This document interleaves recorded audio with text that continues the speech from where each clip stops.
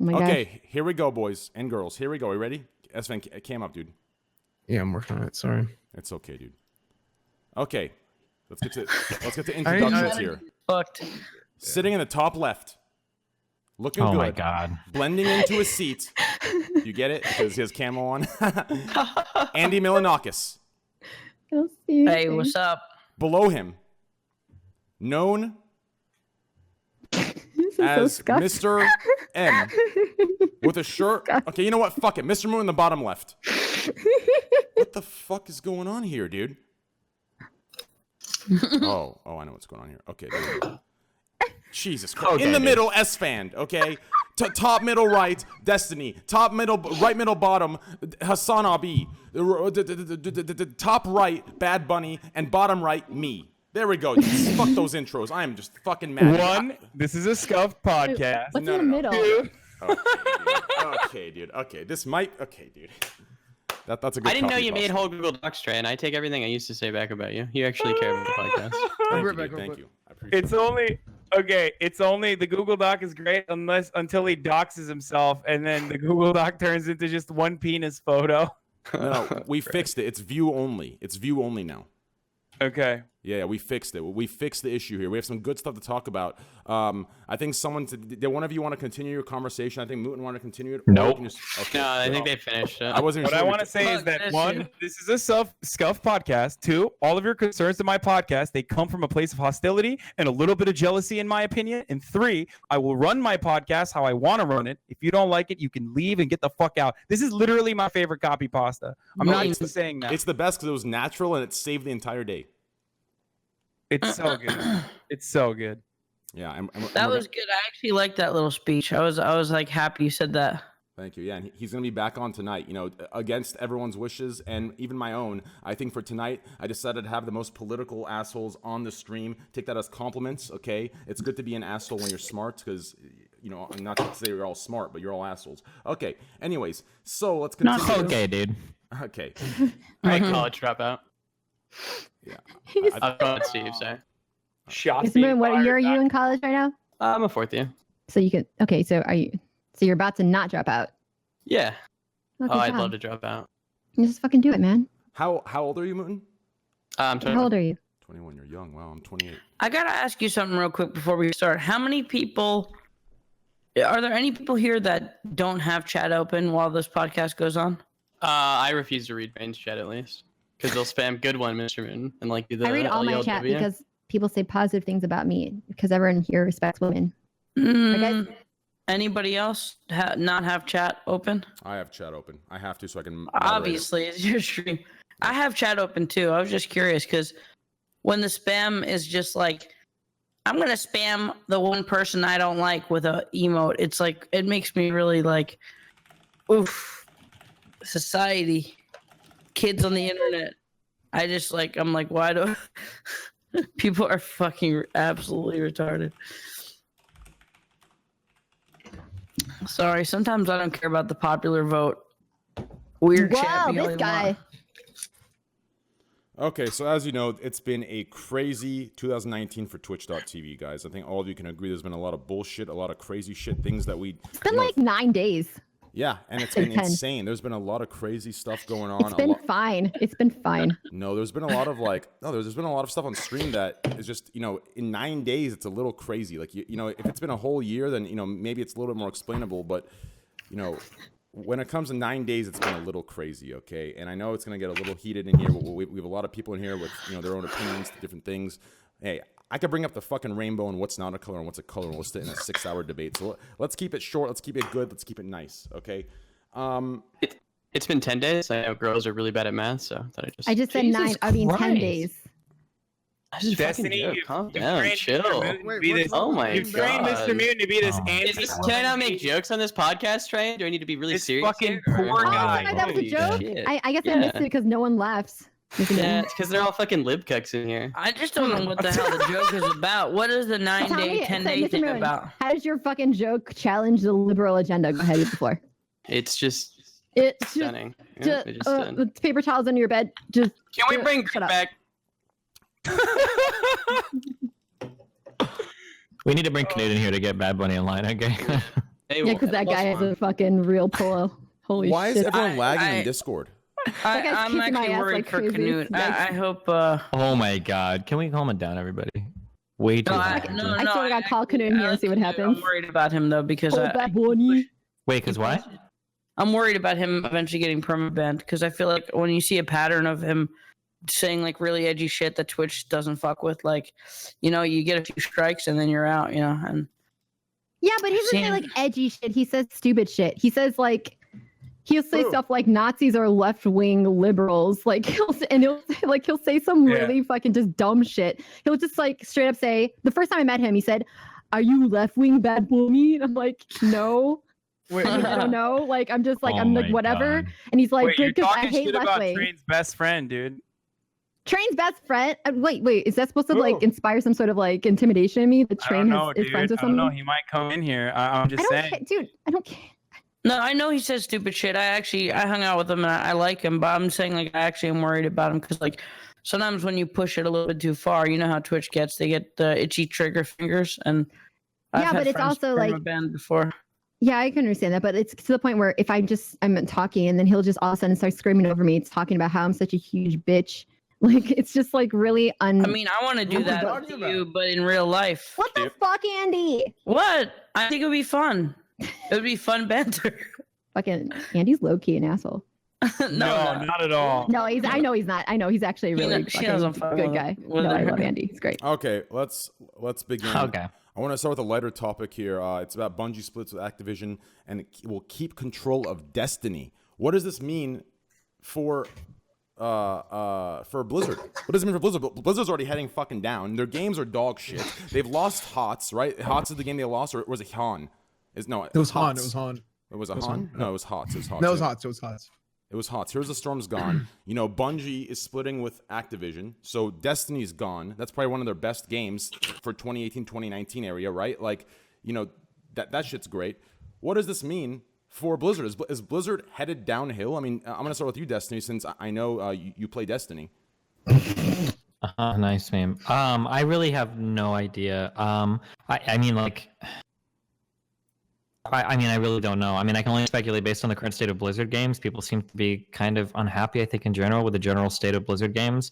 I don't know if there's a single particular game where people are like super thrilled about what's going on right now. Does anybody feel that way? I've heard a lot of No. complaints about WoW. Every game is bad. Yeah, Are except, people happy with StarCraft? Well, I StarCraft's mean, just old. Like, yeah. Is this call I mean, every lagging game for is anyone old. else, or is it just me? Just the cameras, No. though, I think.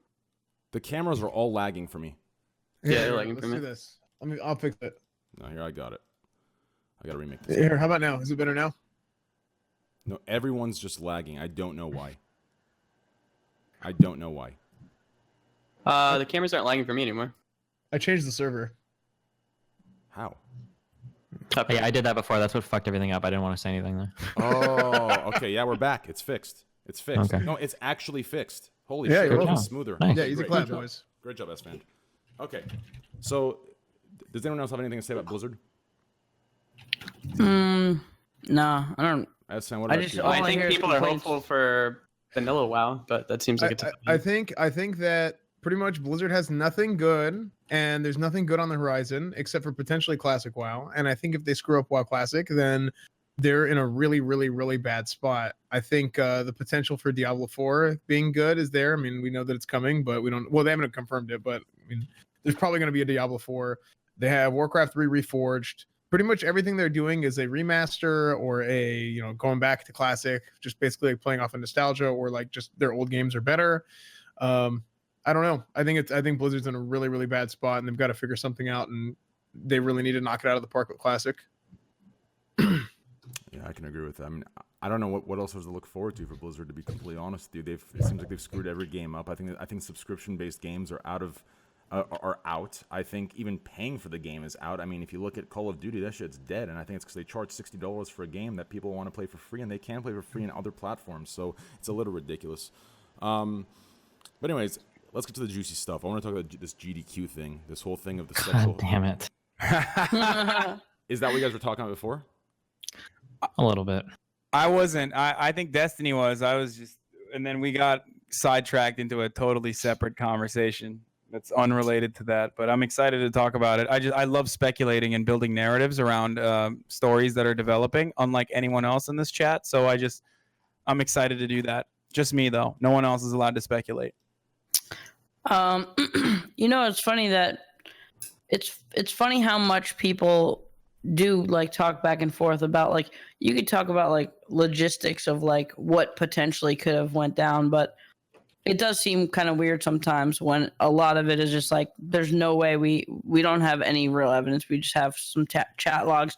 We don't know what went down in real life, so we have to just argue like what ifs. Like what if this happened? This is how I feel about it. What if that happened? That's how I feel about it. And that's how a lot of topics go, because we can't be personally attached to like most things that happen in life. But Okay. I don't know. Sometimes it seems like people. I'm totally fine with that. I think it's like, it could be cool. The conversations could be cool, but when people get too passionate about like one side, when they really are starting to like make up the story and start to solidify fact in their head, because then you're just kind of like, well, how are you hardwired on this, this idea when you don't really know what happened? Then that's when I think it gets into like the danger zone of like, bro, you don't really know. Well, Train, you want to give us context before we get into it? Yes, I do. I just didn't want to cut Andy off. So for those that don't know what happened, there was a GDQ. There was a streamer and a person that's connected to GDQ, and pretty much. Sorry, someone called me washed up drunk loser. I'm sorry, that was wrong. Basically, there was chat logs of him talking to this woman, and he's saying he wants to cuddle, and then she offers sex. He paid for all of her shit. They ended up not doing anything. He canceled the return ticket, kicked her out of the hotel, and then she decided it was all sexual harassment, accused him of sexual harassment. GDQ disconnected. To be real clear here, I'm not trying to do this already, but like he didn't cancel the ticket yet. He hasn't canceled it yet. To my knowledge, and I'm not as informed on the issue as Destiny is, but to my knowledge, I believe the timing of when he canceled her return ticket is suspect in the way that you were delivering this information. So yeah, and it's kind of important. Initially, he said that she wasn't allowed to spend any time in his room anymore. He wanted to kick her out of his room entirely. And then afterwards, she turned him into GDQ or whatever for sexual harassment or something. And he got fired. Yeah, and now, fired, he's not allowed to whatever. And now he's thinking about canceling her plane ticket back, yeah. Well, I mean, if he paid for it, right? Like, technically, if anybody pays for your stuff, like, it's kind of like a dick thing to do. But, like, let's be honest. Like, if somebody is, like, paying for something...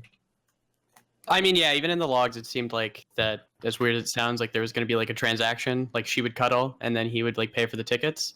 And now she obviously like didn't want to like do that, which is her right.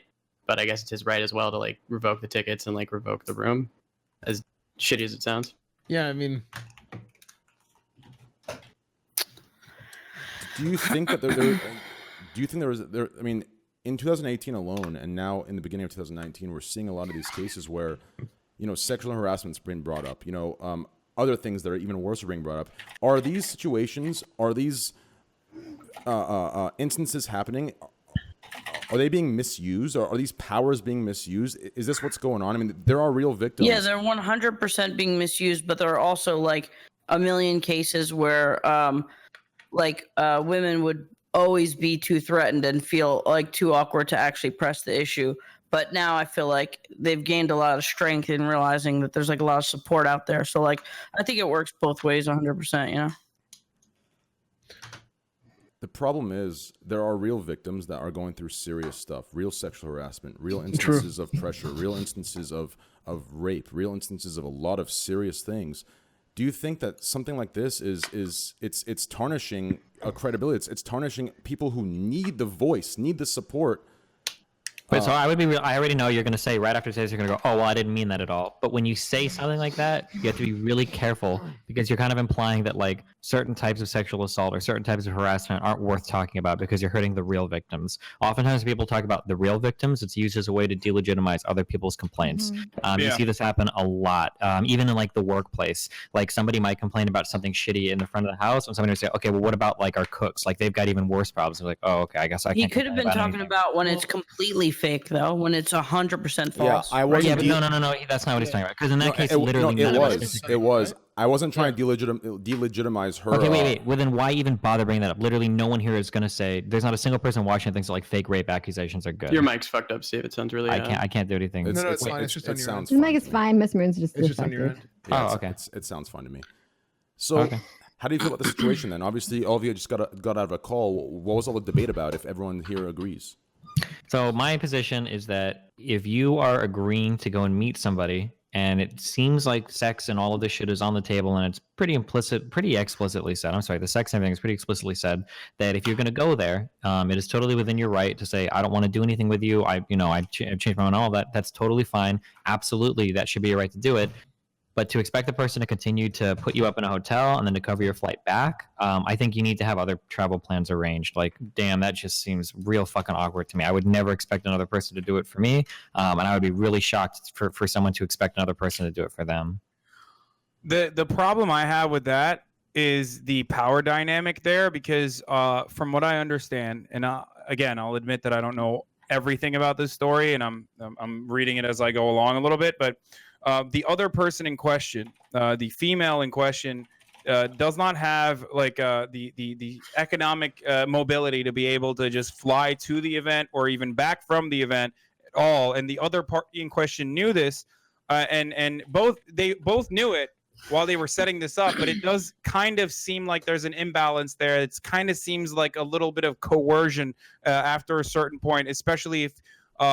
From what I've seen so far, and Steve, you can tell me if I'm wrong about this, she allowed the person to touch his boobs, and then the next night she did not want to sleep with him anymore, and like slept on the ground, I believe.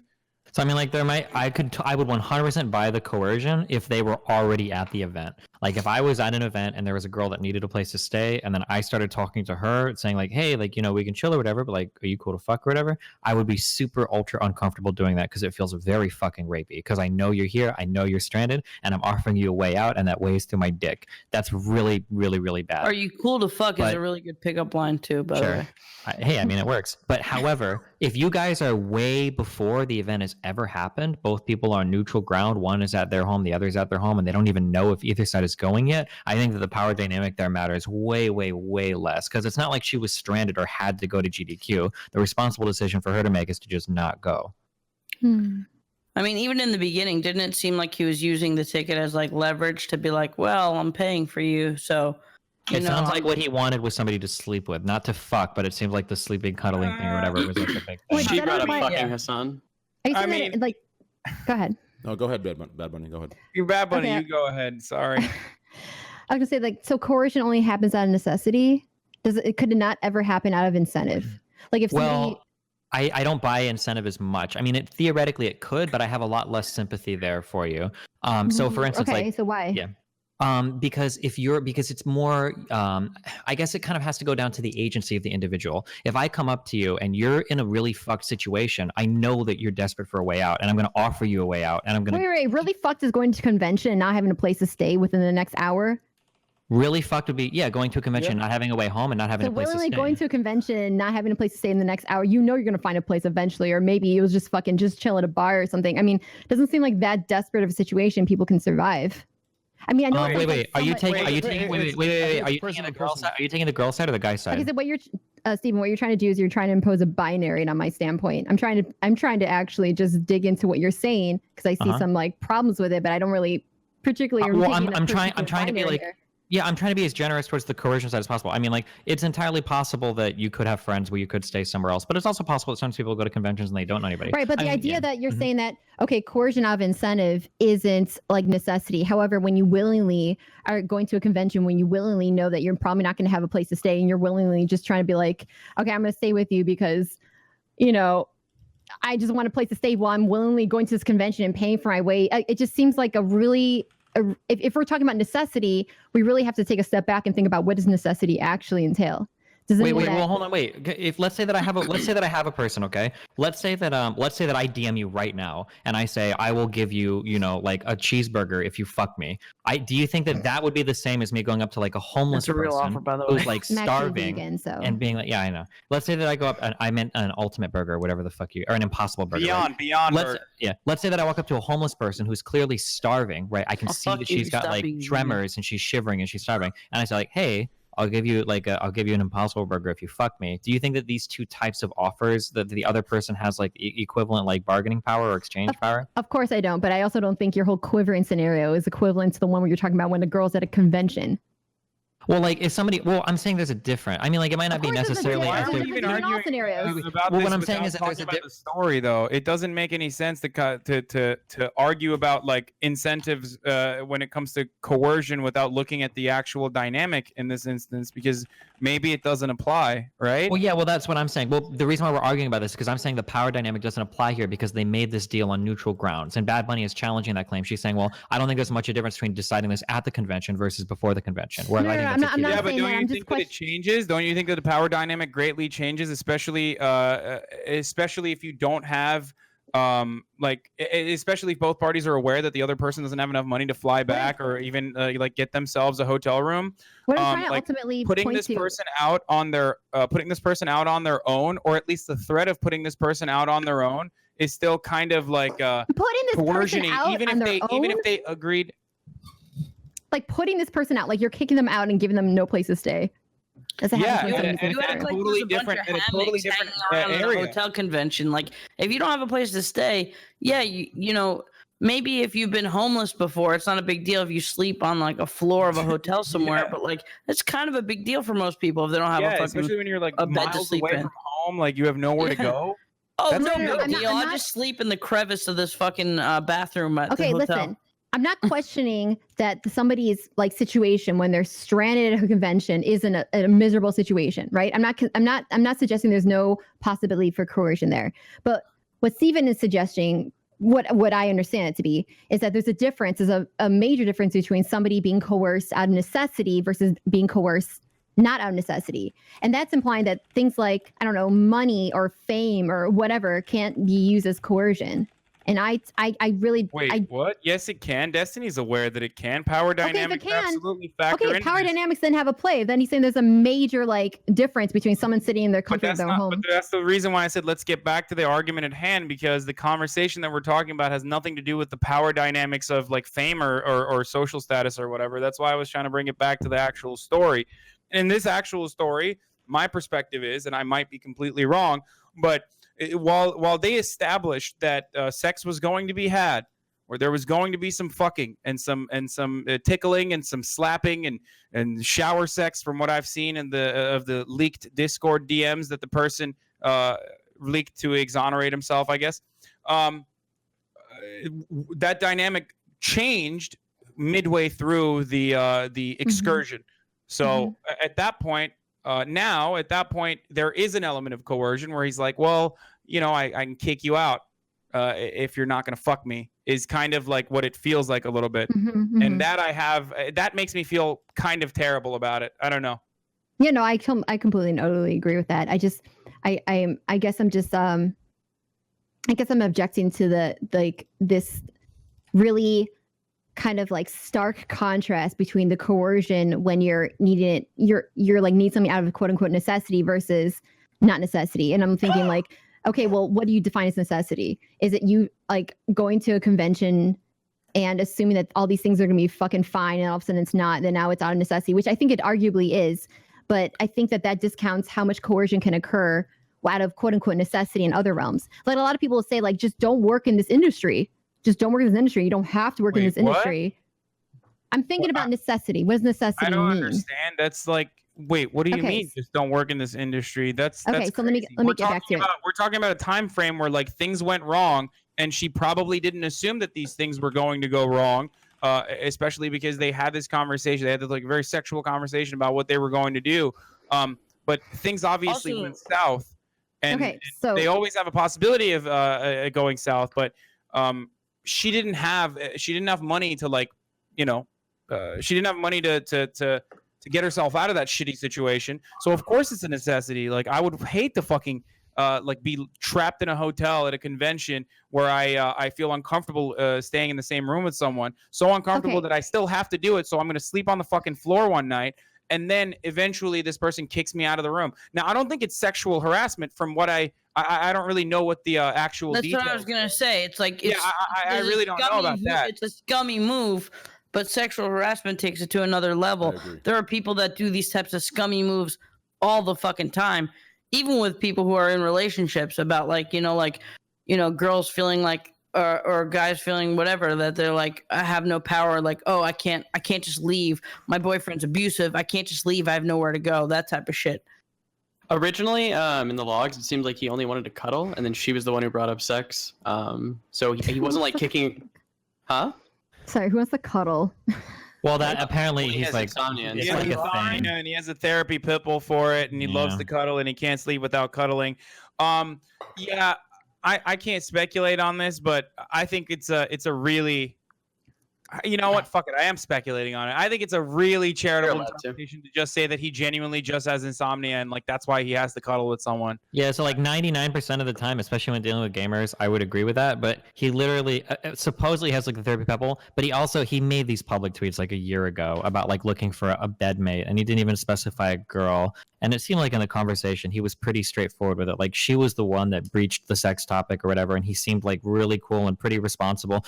He could have been really fucking creepy in person. That's totally possible. But like this is one of the few situations where I would err on like maybe believing the guy when he actually said it this time. Even though generally if somebody says like I just want to cuddle, it's like an excuse to fuck. But just because of all the other tweets he's made, it kind of feels like it's like, oh, this is not creepy at all. Look how safe I am. I'm so safe. I'm going to like lay it out there for you. This is about cuddling. It's all good. Blah, blah, blah, blah, blah.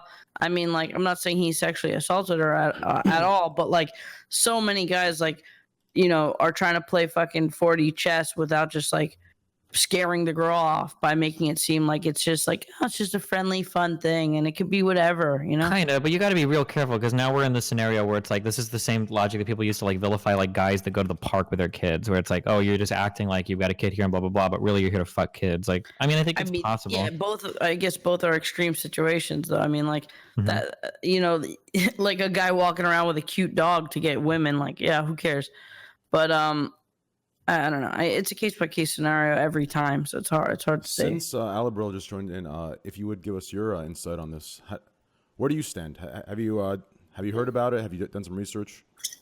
I have not. I'm only hearing. I was watching the whole cast tonight, so I've heard what everybody says. So I've got a basic idea of what's happening, and I'm pretty much in agreement on the group on this one. It sounds pretty reasonable, I'm perfectly fine with transacting sex. So if that was part of the agreement, which it doesn't sound like, I think I'm with Destiny on this one. It sounds like this is one of the very few cases where dude wasn't just trying to get it in. I want to be real fucking careful on that caveat. Okay, right? He could have in person absolute, been totally maybe, different. Yeah, right. But going through text logs, it's like one of the very few times, and I know this because like, they made an agreement that she would be there in his bed for her coming to the thing, and then she broke her portion of that contract. Sure. And the guy did seem like pretty reasonable in the conversation, which is really rare. But yeah. Has AGDQ said anything else other than, or I guess have they said anything? I just know the guy said like he got banned. That was like pretty much it. I haven't seen anything. Okay. Do you think it's justified for him to get fired? Is this I have no idea what the report was. We would need to know that. Yeah. Yeah, and Further also like what's the fact checking? I mean, how many people get fired over just like claims? Just like a claim, in general claim. I could like fucking, I mean, fucking Tyler, you've been in this position before. I could make false claims about everyone. Oh, jeez. No, I'm not even memeing. I'm saying you've been in that position before. Someone could just like make a complete false claim about you, and then it's like, yeah, this is like awkward for us that we heard about this story, so you're fired, and that's kind of fucked up. That's how the world works. But people get fired all the time for like, just like, this might have happened. This is too much controversy for our company. Literally optics. Yeah. That's exactly what happens, and it's very unfortunate. Go ahead. God damn it! What the fuck was I gonna say? I totally forgot. Shit. As far as the contract though, none of us think that, we don't know what happened in between the two people, but we don't think it was okay. Or I want to know if anyone has a disagreement with me as far as like the person kicking the other person out of their room. Like, we don't think that's like kind of chill, is it? No, it's just scummy, but it's not like sexual assault. Yeah, I think it's okay. I don't even think it's scummy. I would say it's fine. If the person like reneged that hard, I'd be like, yeah, fuck, I don't want you in my room at all. I think that's okay. But Yeah, because the sole reason he brought her there was literally to do the cuddle buddy thing, and now I guess she doesn't want to do it. So I think it's fine for him to kick her out. Like, she's not agreeing or coming up with the agreement. I don't know. I mean, but it doesn't work like that, right, Mr. Mooten? I mean, when you have like when you actually meet someone in person, it's entirely different. Like, the dynamic is totally different than like a pre-established contract. It's not like it's not like they like shook hands on it and like wrote Sure, something. and the girl should like have a backup for that. Paper. Well, yeah, sure, but she should have like a backup for that, right? Like, she knows like, hey, everything might not be okay. She should have it. She should have like the backup if things go wrong, because she knows like the guy can do some crazy shit, like kick her out of the room, right? That's on her. Yeah. And they've never met in person before. What'd you say, Andy? Sorry, I didn't. And they've never. I'm asking. They've never met in person before. It didn't seem like it. Yeah. I don't know. I actually don't know if they've ever met in person before. But you guys are right. Like, she is the person who instigated like this conversation. She's the one who changed the dynamic of the conversation to sex. So it makes me feel like this person is a very like he was being very respectable, almost like, you know, almost too respectable to like a cringy level when they're having the Discord conversation. So again, we don't know what happened in the room, but from what I've read so far, the fact that she felt uncomfortable after the first night and then like was willing to sleep on the ground, do we think that that's acceptable if she's just like conceding to sleeping on the ground? I don't think is so. that I mean, still in my you think opinion, it's still okay for him to like kick her out? In my opinion, it shouldn't have even gotten to the point where he had to kick her out. In my opinion, as soon as she felt uncomfortable, as soon as she felt like, you know, there wasn't a good vibe there, it was very weird. She wasn't interested. He wasn't interested. There was an awkwardness there. I think she should have excused herself. She should. Come on, Train. What are you doing? As soon as dude? I talk, are you kidding me?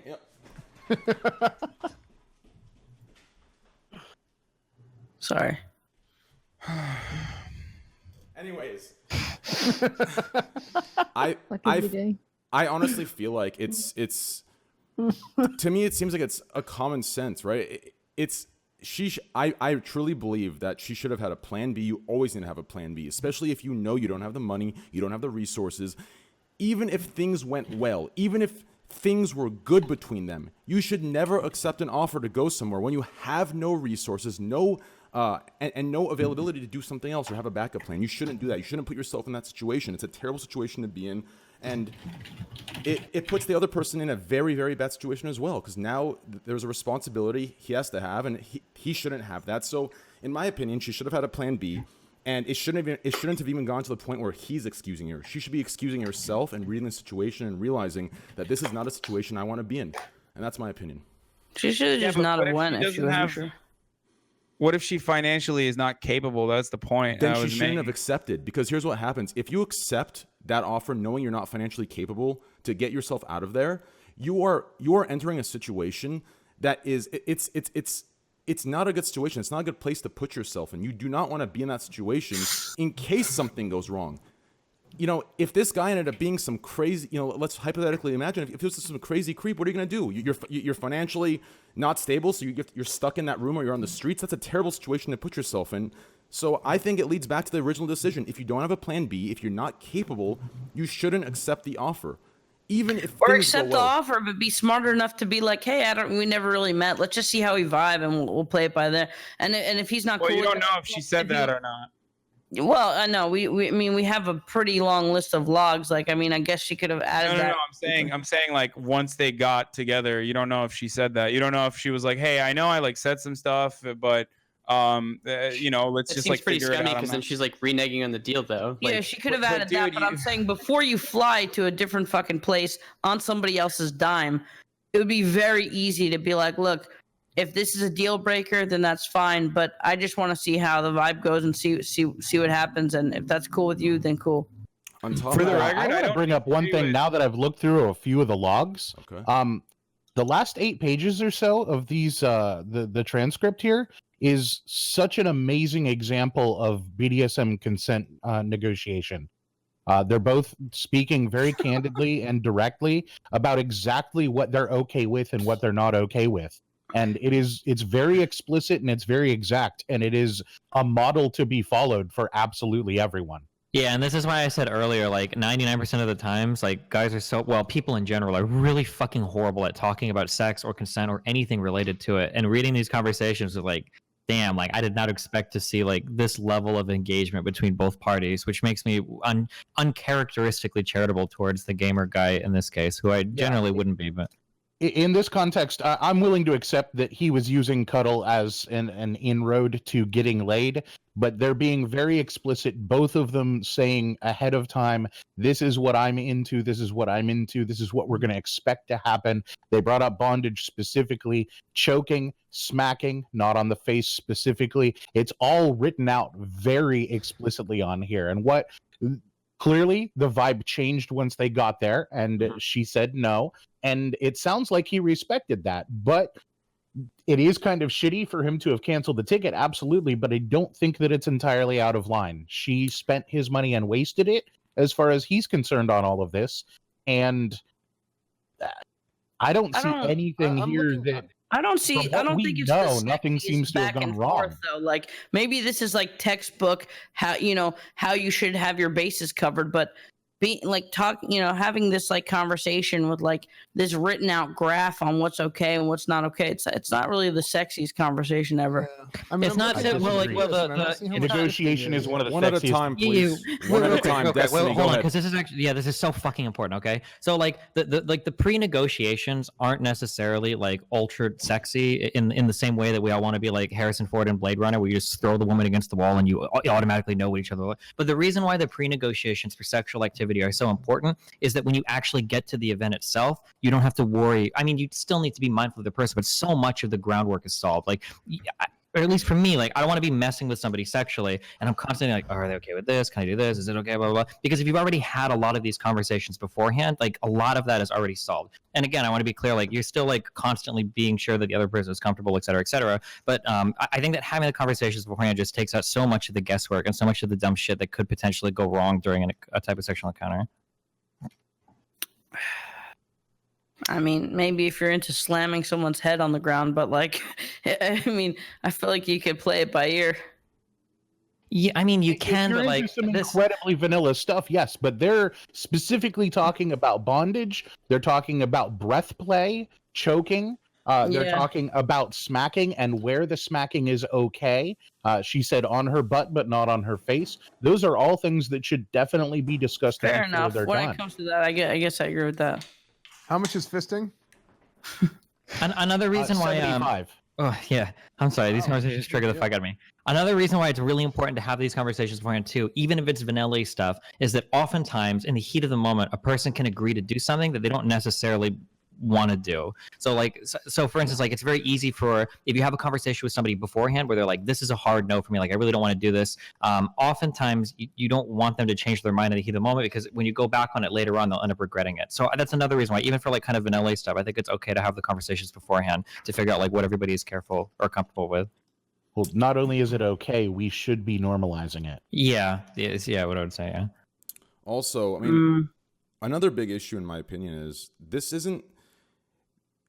this shouldn't be a setting for a first-time meet. This should to stay in a person's room. Listen, that's a big step. That is not something that you do, and let alone being financially unstable, not having resources to do your own thing.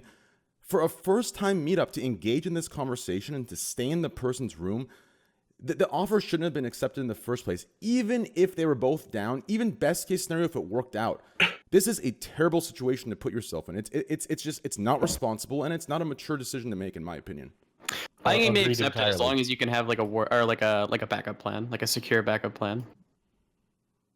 Yeah. I mean, like I said, she literally had to say one sentence. I'm okay with potentially cuddling. I'm okay with potentially more, but we got to just see how the vibe goes when we meet. And maybe yes, maybe no. If that's a deal breaker for you, then I'm sorry, I can't come. But I don't want to promise anything. You know what I mean? And lay it out simple and plain. That's it. And maybe he wouldn't have bought the ticket if she said that, or maybe he still would have. Sure. Hey. Yep. So do Yeah, no, I'm with you, Train. It's irresponsible for them to have tried to provide consent before they had met. It's silly. Yeah, that's my stance and that's my opinion. So is everyone pretty much in agreement here, or at least? Yeah, I think so. I think we're good. Yeah, most stuff, yeah. Okay, good. Let's ask Hassan. I think Hassan just got his food with his Diet Coke he loves so much. What was the question? Sorry. I had to run out. A little Coke break, you know? Oh, I know all about that. Trust me, brother. That was a joke. But anyways, Was it? are you? All right, I specified. I'm sorry, I'm not trying to hide you. It's okay. So, are you satisfied with the conclusion we've come to, Hassan? What's the conclusion that we came to? That did it change? I don't know. I mean, Destiny's holding his ground with what you guys talked about, and then as far as me and I didn't talk to him about this before. We were talking about something else. But yeah, I mean, I guess we're Destiny. Is there anything that you disagreed with me on? No, I think we generally agreed on this. Then I guess I don't know. Quote me of Coke break. I guess we're in agreement on this. Damn, this was supposed to be the big the argument topic, wasn't it? I mean, I'm sure if we really picked at it, we could argue about certain things. Like, we all have different fucking brains. We're not going to agree on every little aspect how about this? of it. I'll take it to the next. No, I actually want to take this to this next level because I'm actually curious about this, and I actually want an honest opinion from all of you, despite what people want to hear. At what point is there going to be oversight? At what point will there be oversight? At what point will there be some sort of something more? Because as you said earlier, Andy, obviously, and I'm going to be careful here, Destiny, from what you've said earlier. Obviously, there are situations that there are victims, and I'm not going to delegitimize someone that is going through sexual harassment versus rape and say this one's not as. I'm not going to do that. I'm just saying I'm talking about fully false claims versus real claims. Where's the oversight? When will people be held accountable? Because these are serious things that can ruin lives, ruin reputations, ruin careers. Where is the oversight on things like this? Where does it end? Because so far, we've seen it on Twitch recently, as Andy brought up my situation, and in this situation, we don't know enough about this situation to know whether it's real. We don't have the information to make that assumption or to make that. What do you mean, my situation? There was a situation. Oh yeah, I don't know if you want to bring that up, but yeah, I mean, absolutely, people should be punished. He brought it up. He said my situation. So yeah, it was a thing with fucking Alinity making like really heavy claims against him that weren't proven at all. Okay. And basically, someone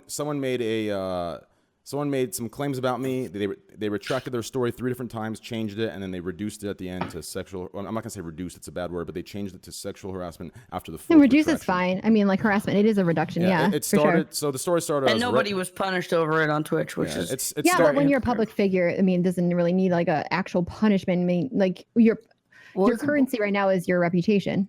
Right. Exactly. It started out at rape. Then it started out as he said it years ago. Then it changed to he typed it in chat years ago. Then it was changed to he said it on Snapchat years ago, and it's just on and on. So different. And then now it's just sexual. So now it's just sexual harassment. So anyways, Twitch is gonna ban people for dragging someone's name through the mud. Mm-hmm. But it's like, oh yeah, this thing's punishable. That punishable. How is that not bannable? Well, like that's what I'm saying. Jesus Christ! I mean, people have been banned for far less. I know. Well, it wasn't gross score. you're Did it? supposed to not be able to talk about partners, right? You're not supposed to be able to talk about partners like that, or like I don't think so. No, I mean, like, who Yeah. fucking knows? Honestly, I don't fucking even. No, and then when we go to Twitch staff about it, we have an argument back and forth. Nothing happens, and then we talk about it on podcasts, and we talk about over and over again how unfair the terms of service are, and how it's very hypocritical. How this person's banned, that person's not banned. Nothing ever fucking changes. And nobody wants to risk their fucking career on Twitch over it. Right. So, like, you know, unless we start making picket signs and have a podcast where we fucking all sit here for 24 hours saying Twitch is unfair, go fuck yourself, staff. You know, like, what's going to really change? But the thing I find most telling about this whole Twitch TOS thing is something that I've like thought of a while ago. And I'm like, maybe I should make it more apparent to Twitch, but I really feel like they should have thought about this by now. For like a platform that's so social media connected, interaction based, why isn't there like a fucking forum for discussing bans? Like, why isn't there like we're Twitch staff, this is the ban we did, and we can discuss it, we can make it public. This is the reason why we banned this person. Here's the reason. Here's the clip. That's a terrible idea for Twitch. They would never do that. Why would they? Well, they wouldn't do that because now they can't actually be fuzzy with the way they enforce things. They actually be held accountable. I think that's why they don't want to do it. Yeah, that's why I don't want to do it. So it's like the most apparent. It's the most apparent piece of like. But to be fair, but it's, I think to be fair to Twitch, to be fair, guys, remember to be fucking everyone. Yeah, I mean, I hate to say it because I agree with you. To be fair, I just want. But like everybody does this. This is standard behavior for tech companies. YouTube never comes out and says why they ban content creators. Facebook. All right, that's not being fair. That's not being fair. Well, no, what I'm saying is to be fair to Twitch because it's not like only Twitch does this. Everybody. There's no way. So what if everybody started fucking beating kids? It's like YouTube beats kids. You know, I can't believe you're making this argument. Don't be so hard on Twitch for beating kids. Nobody can be like Twitch can't be 100% completely objective on bans with everybody. Like there's no way there's always going to be a little bit of wiggle room. And but it's not a little wiggle room. It's a massive amount of wiggle room. Well, no, that's not what I'm saying. I'm not talking about right now. Right now, yeah. My point is that right now it's way too much. It's not a little bit of wiggle room. Yeah. But if they went to a system where they completely detailed every single reason why somebody got banned, then it would get to the point where even like the slightest little like point of judgment that they make is going to go under scrutiny. So like, as it is, like if I ever get banned, I feel like really reluctant even talking about it on like social media or anything. I'm like, God forbid I even mention anything that occurred around my ban because I might get banned further. Like it feels very like I don't want to upset the overlords for any reason that's not even in the TOS because I might get like further punished. If I get a 30-day ban and I know it's 100% unfair, I'm gonna have a fucking flag burning party. Like we're gonna go all out, baby. Pull, though, I feel like. I mean, for a smaller streamer like me, it doesn't really matter. Like people are just like, all right, fuck you. I'm just gonna ban you perma then. Listen, there's been times where I'm not gonna go. I feel like we're lucky to even talk about this. I'm a very small fish in a big fucking pond. Look, I'm like minuscule to them. I might have some kind of a voice on social media, but as far as making money, they don't give a fuck about the money I'm generating for them. Like it's nothing to them. I feel like it's really hard for Twitch to have like a set of rule list that encompasses everything, because if they forget something and it's not added to the rule list, or something new happens and it's not on like this new set like of standards that they follow like to a nail, that people are gonna like be outraged that Twitch like are banning someone over something that like Twitch just didn't foresee, or the fact that say you do something little, like you call someone like a retard or whatever, you might just get instantly banned instead of like some leeway. I think this actually might be stricter if they followed a guidelines like to the like tooth and nail. Which is why a forum would be a great fucking idea, because now you can say this is the reason why we banned this person. You can explain the circumstances, whatever. Just like the idea that I have to get secret DMs from other streamers. Or like, did you hear this person? The people are getting banned for this. You're allowed to talk about your ban. I don't think anybody should be scared. Wait, according to who? You know what they need? Has anybody ever been banned? People to not talk about my bans. Have you ever been banned for talking about your ban? They need human resources, like the staff that are handling a lot of these situations, you know, and making these decisions. Like, I don't know. I don't know if they're all capable. I don't know if I trust them all to make these decisions. I think they need a fucking small team of HR that are very, very well versed in terms of service and can be completely objective and fair about these situations that come in. So the people handling bans one at a time. One at a time. Alibro, go ahead then, Hassan. Yeah, everybody leaves this out of discussion. It's incredibly unfair. I agree. I will rail about that forever. But the reason that they have to keep it the way they do is because their lawyers tell them they have to, because money is involved. And because money is involved, if they make it completely open, that opens them to being mistreatment lawsuits and unfair treatment. And they can't do that. It's not an avenue they will ever be able to walk down, because they open themselves to litigation, because people's lifestyle, their whole Who says it has to livelihoods be are involved. open for having people have a position? Because if it's open, then you can objectively say this class of people is being treated differently than this class, or even this individual was Not even treated differently classes, than this though. Like, individual. No, Like, no, Ashley it gets works. He's fucking right. hell All bans, you and need he is is a good lawyer to a be able to big argue, and streamer. even Amazon's infinite pile of money cannot make a proper argument in some cases, and it would cost them more money to be open about it than it would for them to do it in this black box style. I didn't. Right. I didn't say be Wait, open wait, hold about on. it. It's I didn't. Hassan- I didn't wait, say hold on. the people that you talk Let to us- that would supposedly Well, be let's HR. talk it. Wait, hold on. We need to retort to Hassan what he needs to said, put because it. or else it's Hassan, like, it's I actually was going Hassan. to Yeah, no, I was Hassan, going to go ahead. retort to what Andy said originally. And Alabella is right. The money is the main reason why they won't want to do this, because obviously they'd start losing a fuckload of money, because obviously there's a disparity that even us non-legal experts can see as just like content streamers, and also even the chat knows this disparity in the way they legislate this sort of stuff. Now, what's really interesting is what Andy said. He said it would be nice to have HR. But what Andy doesn't realize, or perhaps it's not that you don't realize it, it's more so that this is a consequence of like living the way that we do it and being so used to tyranny, like privatized tyranny in the way that we do. No, seriously, you mentioned HR. HR is actually just a middle ground person who protects the interests of the bosses. What you need to do actually is to advocate for a union, and even if it's not a union, for content creators to get together and to be able to seize control over their own streams. In some respects, I'm not doing this to fucking. I was trying not to like have like a commie pill moment at all, and I'm not because of that. But no, I just wanted to point. Look, the reason why I'm pointing this out isn't to be like, oh my god, communism is so great. It's to point out that even the way we are conditioned into thinking about these sorts of things, even when we're looking for a solution, we're looking for a solution that benefits the masters, okay? Because an HR at a company is not for you. An HR doesn't protect you, the worker. An HR actually protects the bosses, and it makes sure that you know, every like all of the damage is mitigated. You see what I'm saying? So even if you went to an HR, they would never give you an actual answer. Whatever, or Twitch's internal communication. Even though they're, you know, they're like looking in the best interest of the company they work for, right? I totally agree with that. But I don't think that just because that's the case, that we couldn't have a couple people who are really well versed in the toss and really good on these topics to kind of be a good middle ground to kind of help things be a little bit more fair. Just because they're going to obviously always favor the company and always have to listen to their ultimate decision, I don't think putting those people in place would necessarily be a bad thing. I think things could possibly become more fair with that.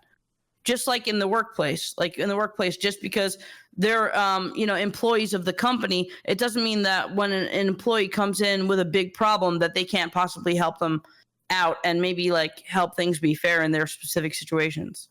Yeah, it's just that more often than not, or historically, the reason for an HR is not to protect the workers' interests, but it is to make sure that you don't get a lot of lawsuits. That's a black and white answer, though. That's a black and white answer. It doesn't mean that it wouldn't become more fair. Where it could be helpful, but I'm telling you, currently, like, there's no financial incentive, as Alabrel pointed out, for Twitch to be more transparent about their banning process or their terms of service or like how they ban people or who they ban people. Who they ban. So even an HR would just serve just as an additional person that like communicates with you, but never gives you the full details, because again, that financial incentive doesn't change, and you have no power as an individual. The only time you would ever have actual bargaining power is if you were a collective and you got together with other Twitch streamers, and you were able to say, look, we as a group of Twitch streamers are sick and tired of the fact that we don't know what is happening with our terms of service, because the other side is way more dangerous for Twitch. They would never release this information regardless. They would just give you bullshit information. I mean, I brought that up as a topic too, about having like some type of union, and the reason why it's very difficult is because if there were like 10 other sites with like Twitch, and it was easy to like be like, oh, I'm packing my bags and go. Who's coming with me? I'm going over to fucking Mixer, and you're gonna have like just as much traction, make just as much money, easily transfer over. Then there would be a lot of people that would all of a sudden develop a backbone and being like, fuck it, I don't need you. You know what I mean? But Twitch is a very unique platform. You build up a certain followership, you build up subscribers. So it's kind of very like, ooh, it's either this or what. So that's why people have weak backbones when it comes to like taking Twitch to task for certain topics. I totally agree with that. I mean, like when people say like Mixer or YouTube is a competitor, I'm like, have you ever fucking been on Mixer or YouTube? And Like, even if you wanted to transfer over, like to try to transfer over your fan base is like, it's not something you could just snap and do. Yeah, it's very difficult. I definitely think that Twitch has a monopoly on streaming at the moment. Yeah. And A Mixer deal. what was that? That Mixer like offers deals to people. Like I got offered a deal to switch. Yeah, but like once you get a deal to switch, like what does that even fucking mean? You have to like, Well, like, build up your they'll shit pay from you to like switch. scratch, basically. What's really interesting about this, and I want to hear, I don't know why Destiny's not saying anything, but I want to hear his perspective on it too. But again, what's really unique to me about this, in the way that we're analyzing this, is we're talking about it entirely on what's likely, like what other platforms, if other platforms opened up, or if they were as popular, then maybe we'd be able to go there, rather than looking at the power that we as independent content creators already have.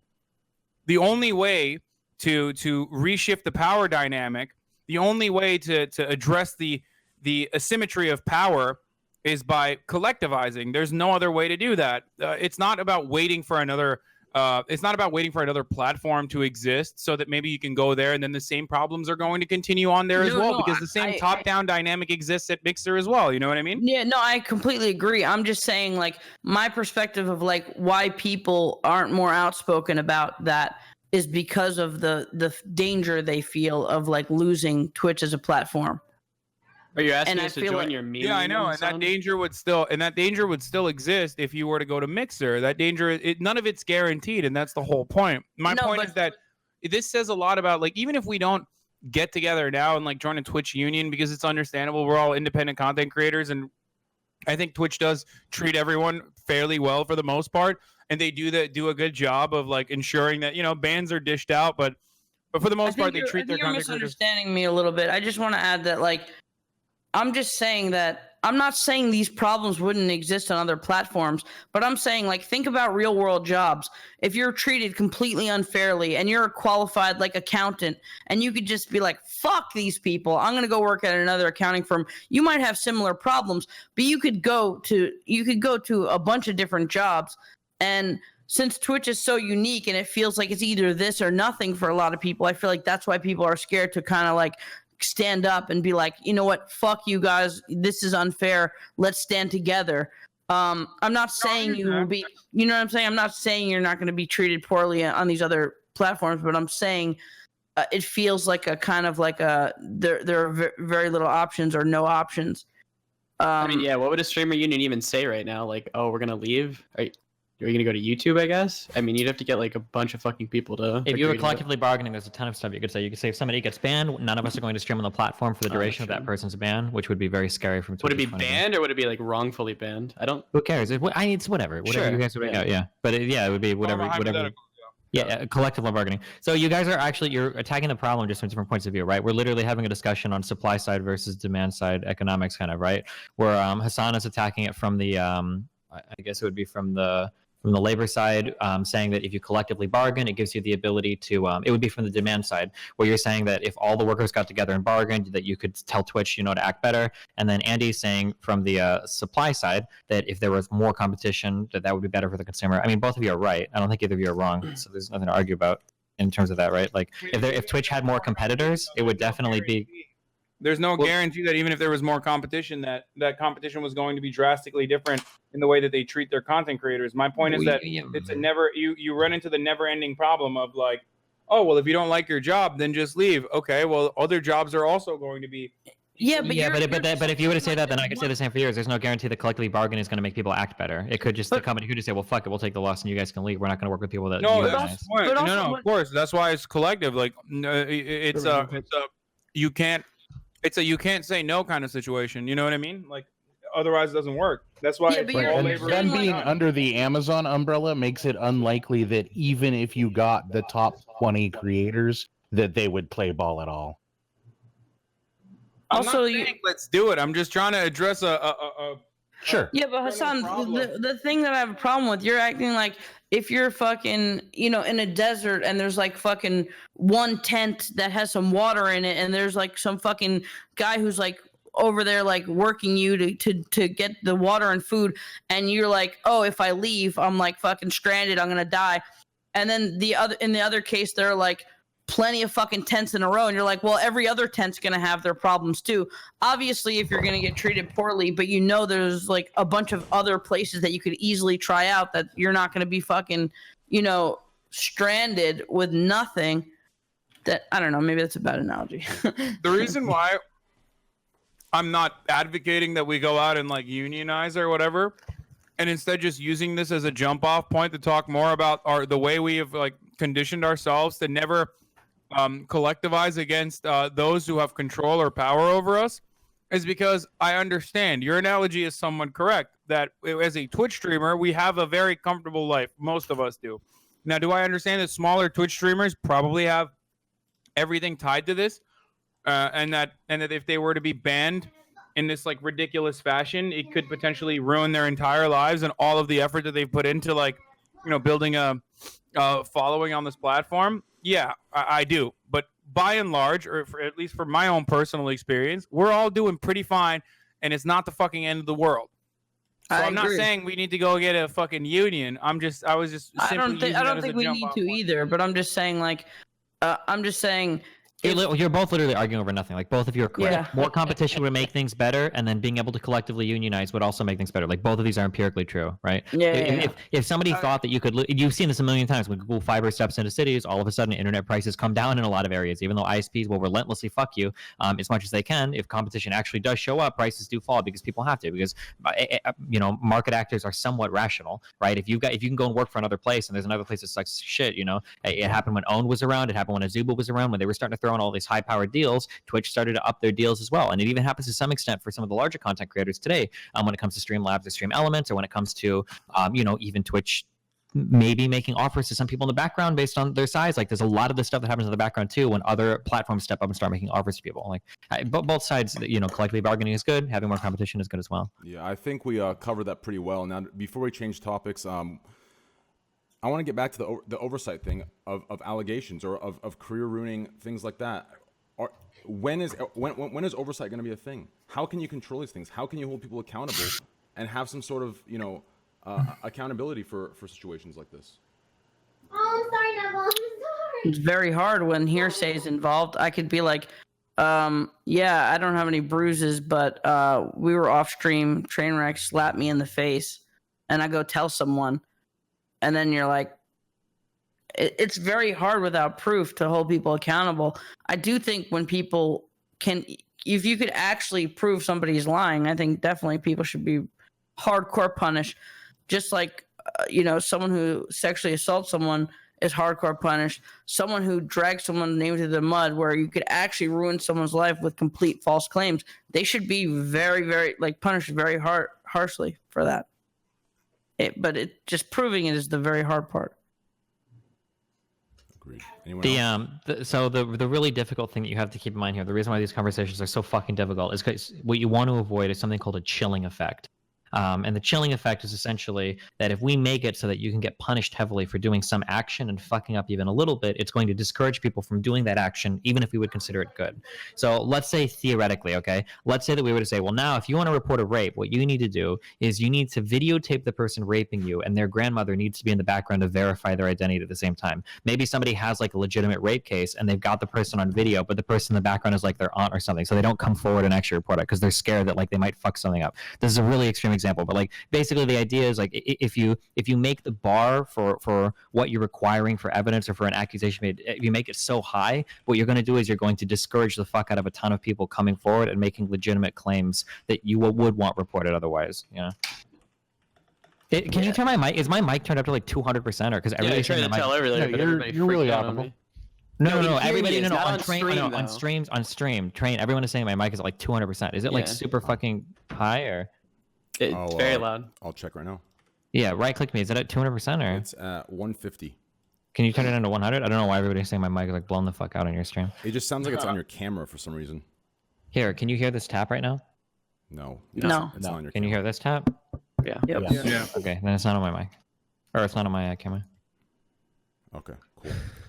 So what do you suggest then, Steven? If I totally get that, like it's scary. It's like fuck. What if I don't have enough evidence, and then I'm gonna go to fucking jail, and just because I'm just trying to prove my case. Like, how do you suggest people get punished for very harsh, like false accusations?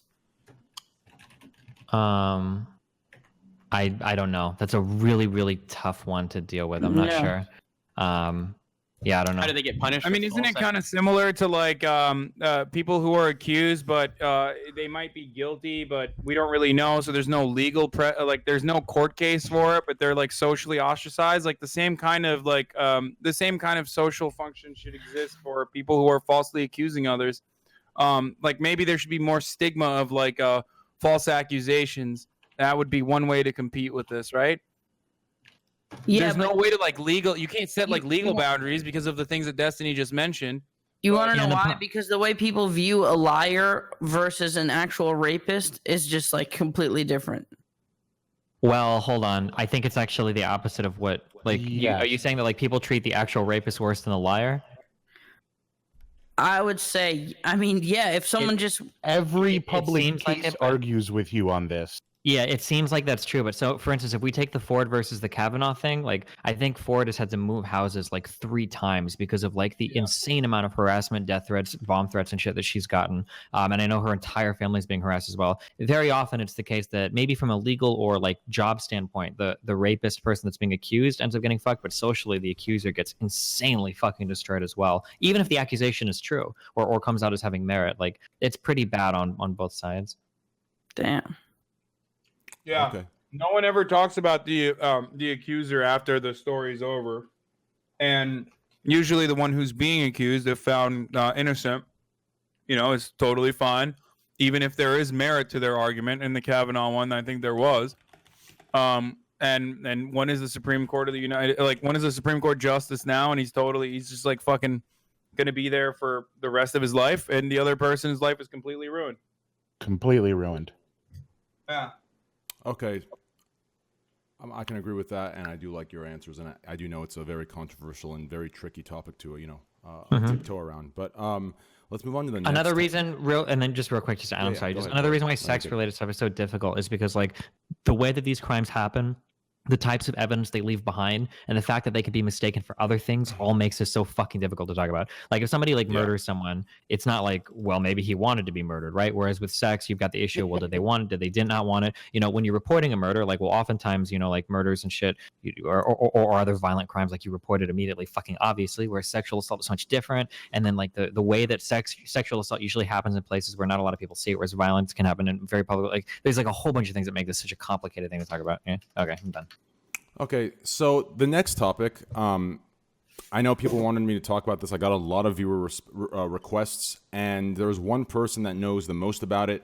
Obviously, last podcast, there wasn't the greatest connection or clicking or synergy. There seemed to be a little disrespect, but we talked it out. Everything's good. We're going to bring him on for this one topic. He's very knowledgeable. He's going to explain it to all of us. It's regarding the Overwatch situation with Ellie and all the drama behind that. So I'm going to go ahead and drag him in for this one topic. We're going to see how it goes, and we'll go from there. So let me drag him in right here.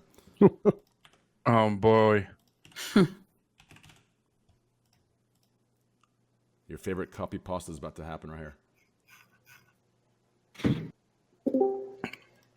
Do you think you got a new mic, boys? Here we go. Oh shit. The answer is no. God damn it. Dude, you look so different. What happened? I had to shave. Okay. Anyways, welcome back, Slasher. I had to shave.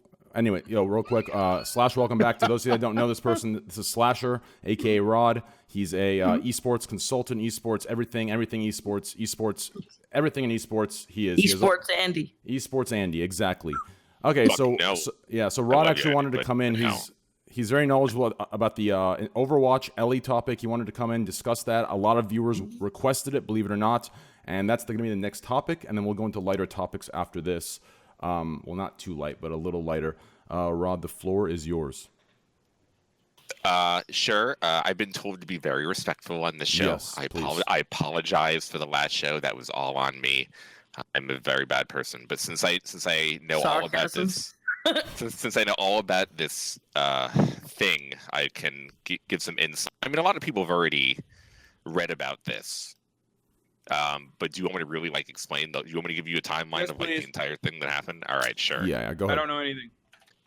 Okay. A few months ago, I'm going to say 4 or 5 months ago, there was randomly a new account that got created called Ellie on North American East Overwatch. Very quickly, she became, I don't know, very top 150 on the ladder within maybe 2 months or so. Then she started playing with tier 2 players, namely Sugar Free. He used to play for Detroit Renegade. And they were winning a lot of games, and they became really big, and Ellie was getting more popular. Oh, there's this new girl, and she's really great at Overwatch. Maybe another month or so, she was in the top 50, and she was this was oh wow, she really is really incredible. She played with more semi-pro. Everyone heard a woman's voice when they played with her, when they were duoing with each other. Then I would say, what is this, middle of December, there was a tweet from this person, and they were talking about why there aren't a lot of women in contenders. And there was a little mini drama on December 14th, I believe, and it had to do with Second Win, which is the team that ended up bringing Ellie onto the team. December 15th, the Ellie Twitter account was created a day after this mini controversy happened, where they talked about why there aren't any women in contenders and why there aren't any more women in North American esports.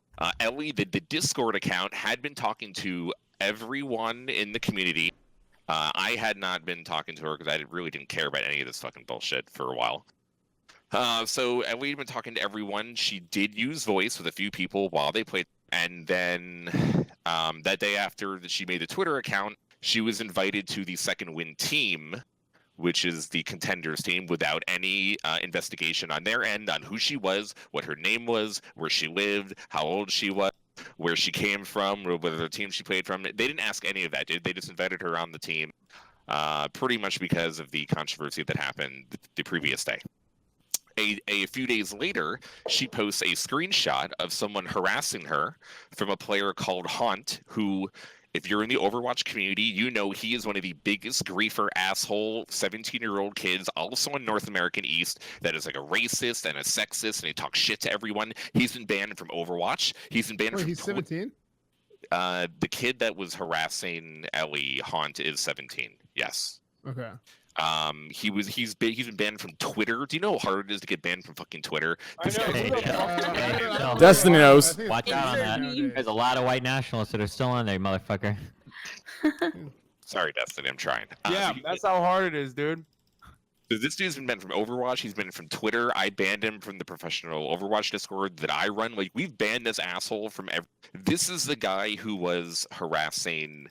Did you ban XQC from Overwatch? Ooh. There was I did ban him from the Discord eventually for shit early on last year. That doesn't matter. It doesn't matter, Andy. So then Haunt, the player, then she ended up posting a screenshot of being harassed. The entire internet came to her side for this player trying to threaten to dox her, trying to threaten to find out who she is, and harassing her. The internet came to her side. Because of all the backlash, the team ended up releasing her. Then the media all came. So you had Kotaku writing articles, you had Polygon writing articles, you had all the quote-unquote SJW, even though I fucking hate that term, leftist media, whatever, liberal media, writing about how a woman was kicked off a team because of harassment against women. Kotaku was the main proprietor here in the issues. Yes, fucking Kotaku, dude. I didn't even know. I just. You have no idea, my dude. I have a terrible past. Look, dude, Kotaku has. I don't know who edits their shit. I don't know who lets it through. Are they owned by Gizmodo? It is just complete. Trash. No, that was Gawker. Gawker is no longer a thing anymore. So. I thought Kotaku was like Kotaku is owned by Univision. Univision bought the leftover stuff from Gawker that Gawker sold a bunch of their assets, and Univision now owns Kotaku. They're having problems. Kotaku's having problems. But it's the same dude that was involved with Gamergate. Univision, the Mexican TV channel? Yes. Okay. Yeah. So the same author that wrote this article is the same one involved in all of Gamergate, which we're definitely not going to talk about. So he ended up writing Sounds relevant, though. Oh my god! I mean, you can ask. And then Polygon wrote these articles. They are all talking about how women were being harassed in games and esports and on the internet. And this turned into probably the biggest story for at least a day or two, where every woman on my timeline on Twitter was talking about their experiences of harassment in gaming and on the internet. And I personally, I have to say, do believe women get harassed more than men on the internet. I am a believer that women get harassed more in gaming on the internet. I am one of those people that does believe that they have a harder time. Fucking cuck, Is that dude. a hot take? What a fucking cuck. For some people, it is, yes. For some people, that actually is a Fucking hot take. You ever played a CS:GO game with a girl? I don't know about them having a harder time on Twitch, maybe gaming in general, but not No, on I think Twitch. they have a harder time on Twitch too. But we can do Yeah. you can definitely argue me that too. Let's talk about receipts. Let's talk about some bank statements. Okay, so then all the media started talking about harassment about women, and then finally I was like, okay, all of you fucking idiots, let me spend like an hour actually doing something. So you had Aspen, then, who came on stream and said it was this dude named Punish. After that, I find out that yes, I can confirm that no, it was not a girl. It really was this dude, Punisher, who he does, and this is the only thing I have not been able to confirm in the whole story. He does have a girlfriend or a friend named Ellie, which was the inspiration for all of this because he was in control of the Discord account and the Twitter account and the social media account. But there is a girl. I cannot find her. I have not spoken to her, but he says she exists, and she was the main voice that spoke in all of the games and all of the scrims and all of the custom games and all of the rank games that she would talk for him. But then there were multiple other girls that he would meet in Quick Play and in Looking for Game, and he would get all of them to talk for him, and all of them agreed to speak for him in custom games while he was playing. All of them told me that they would do it for him just because they like to play with him, and it was nice for them. It ended up being. So this is the guy. Who's the main villain behind like the whole? Who's the master plan guy? Like Blizzard is the main villain. No, this dude named Punisher. Blizzard's always He's the also villain. 17. It's a 17-year-old. Wait, so he's the one who's Well, like Blizzard quote didn't make unquote the like game. doxing the person? No. There's two. They're both 17. They're both Oh. 17-year-old kids. Okay. They're both on North American East. Yeah, do you want to know the spoiler that most people don't know? Punisher and Haunt know each other. They're both griefers on North American East. They're both the griefer Overwatch asshole communities. Haunt tried to slide into Ellie's DMs and didn't know it was Punisher. Got denied by Ellie. Then Punisher knew it was Haunt trying to slide in his DMs and posted a screenshot of Haunt harassing Ellie on the Twitter to incite all of the media and the whole internet about the sexual harassment because he hated Punisher because he just wanted to troll him. Bro, this Punisher- story's fucking awesome, dude. I know, this Holy is good. shit. This is an incredible story. I mean, I spoke to all the women who said they didn't want to come forward because they were worried about being harassed. Punisher tells me, I mean, I did speak to Punisher. He said he did it to troll everyone and to grief people, and he had fun trolling pro players. He said that some pro players and streamers tried to slide in his DMs with like money and with like trying to hit on him because they thought it was Ellie. I don't know who the streamers are. I have any screenshots of that. Unfortunately, I'm sorry. This is awesome. Was Punisher able to get on a pro team, or is he like a pro player? Or No, he's a fucking random dude on fucking North American East. He's not a pro player. He's not a semi-pro player. He He's was a on fucking Ellie. guy. He's just a fucking good. guy. I think he's more fit for Rust. Maybe you should get him on a Rust server. Eve Online, maybe. Continue. Wait, so what does this say about expectations if a person who's not even capable of becoming a professional esports player as a guy gets to slide into a team as a fake girl? Everyone, okay, you know what the really thing is for me, and I can't blame them. Everyone wanted it to be real. Everyone saw Ellie and was like, "Oh my God, it's this new North American women's player who's gonna light up the esports scene. She's so good. It's so cool for the community." And they That's what just the one couldn't wrap their hand around that. Of course, it wasn't fucking real. Dude, Well, wait. So she got invited to teams because she was a girl, not because she was like a fabulous player at that point, right? No, she got to rank 5. She was rank 5 in North America. on Was the ladder. Punisher invited to a team out of curiosity or whatever? He hit a higher rank with Ellie than he did on his Punisher. Oh, account. got it. Okay. Oh, okay. Oh, so I he was got gonna say, carried. if he's like, He if got he's been, like, carried because he playing was for- a girl. No, he's Yeah. a one No, I'm trick. just kidding. I'm just kidding. He's a one-trick Doomfist, and he got up the ladder because Doomfist was OP during the last meta, and yada yada yada. Wow. I was joking. So what do you I think? mean, What do you think about like female representation in pro gaming? Do you have any stats on that, or do you have any opinions on that? I really don't know too much about it, so I like asking other people that are more knowledgeable on it. It's abysmal.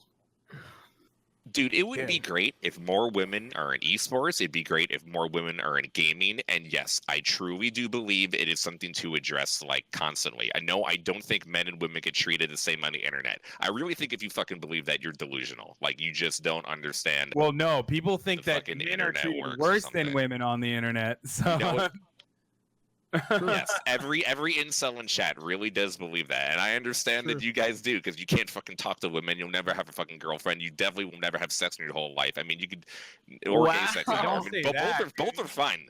Both are fine. Chat. I get it. Look, I get it. I get that. That's why you're. You're going at 14,000 people. That's a pretty big blanket, baby. holy shit, dude. No, because half of chat totally gets that, women get treated in gaming, but there's only so much you can do. Like I think you just have esports normally, and you try to help facilitate more women playing games. More women will play games as more little girls are brought up that playing games is okay. Because I think that's also definitely part of it. That's why there's so many more boys and men and males that play games than women, because more men were just interested in it as kids, and now that like our generation is here for streaming and technology and video games, that's why there's so many more guys than women. But it'll like even out more as the years progress forward in a normal way. Do you really believe that, though, Slasher? Because the part of the story that I find alarming that we've already brushed under the rug is the incredible amount of abuse that he ended up getting under the guise of being a female stream or a female gamer. Well, yeah, because people talk shit to women on the internet all the time, and they call them cunts, and they call them bitches, and they call them whores, and they say you're never going to be fucking good enough. You're only there because of your tits or how you look like. Sometimes they how say you're what gonna you on wear. your period when they're making an argument. It's so fucked up, dude. Right, and do you think that there are going to be enough women that want to deal with that extra abuse just to be able to play video games professionally? Did I think we the really? fact. Do I you think think that us hearing most about the current abuse. esports people could But guys say handle that the to each level of other abuse? too. I mean, not the same thing. No, like they nowhere trash talk. near.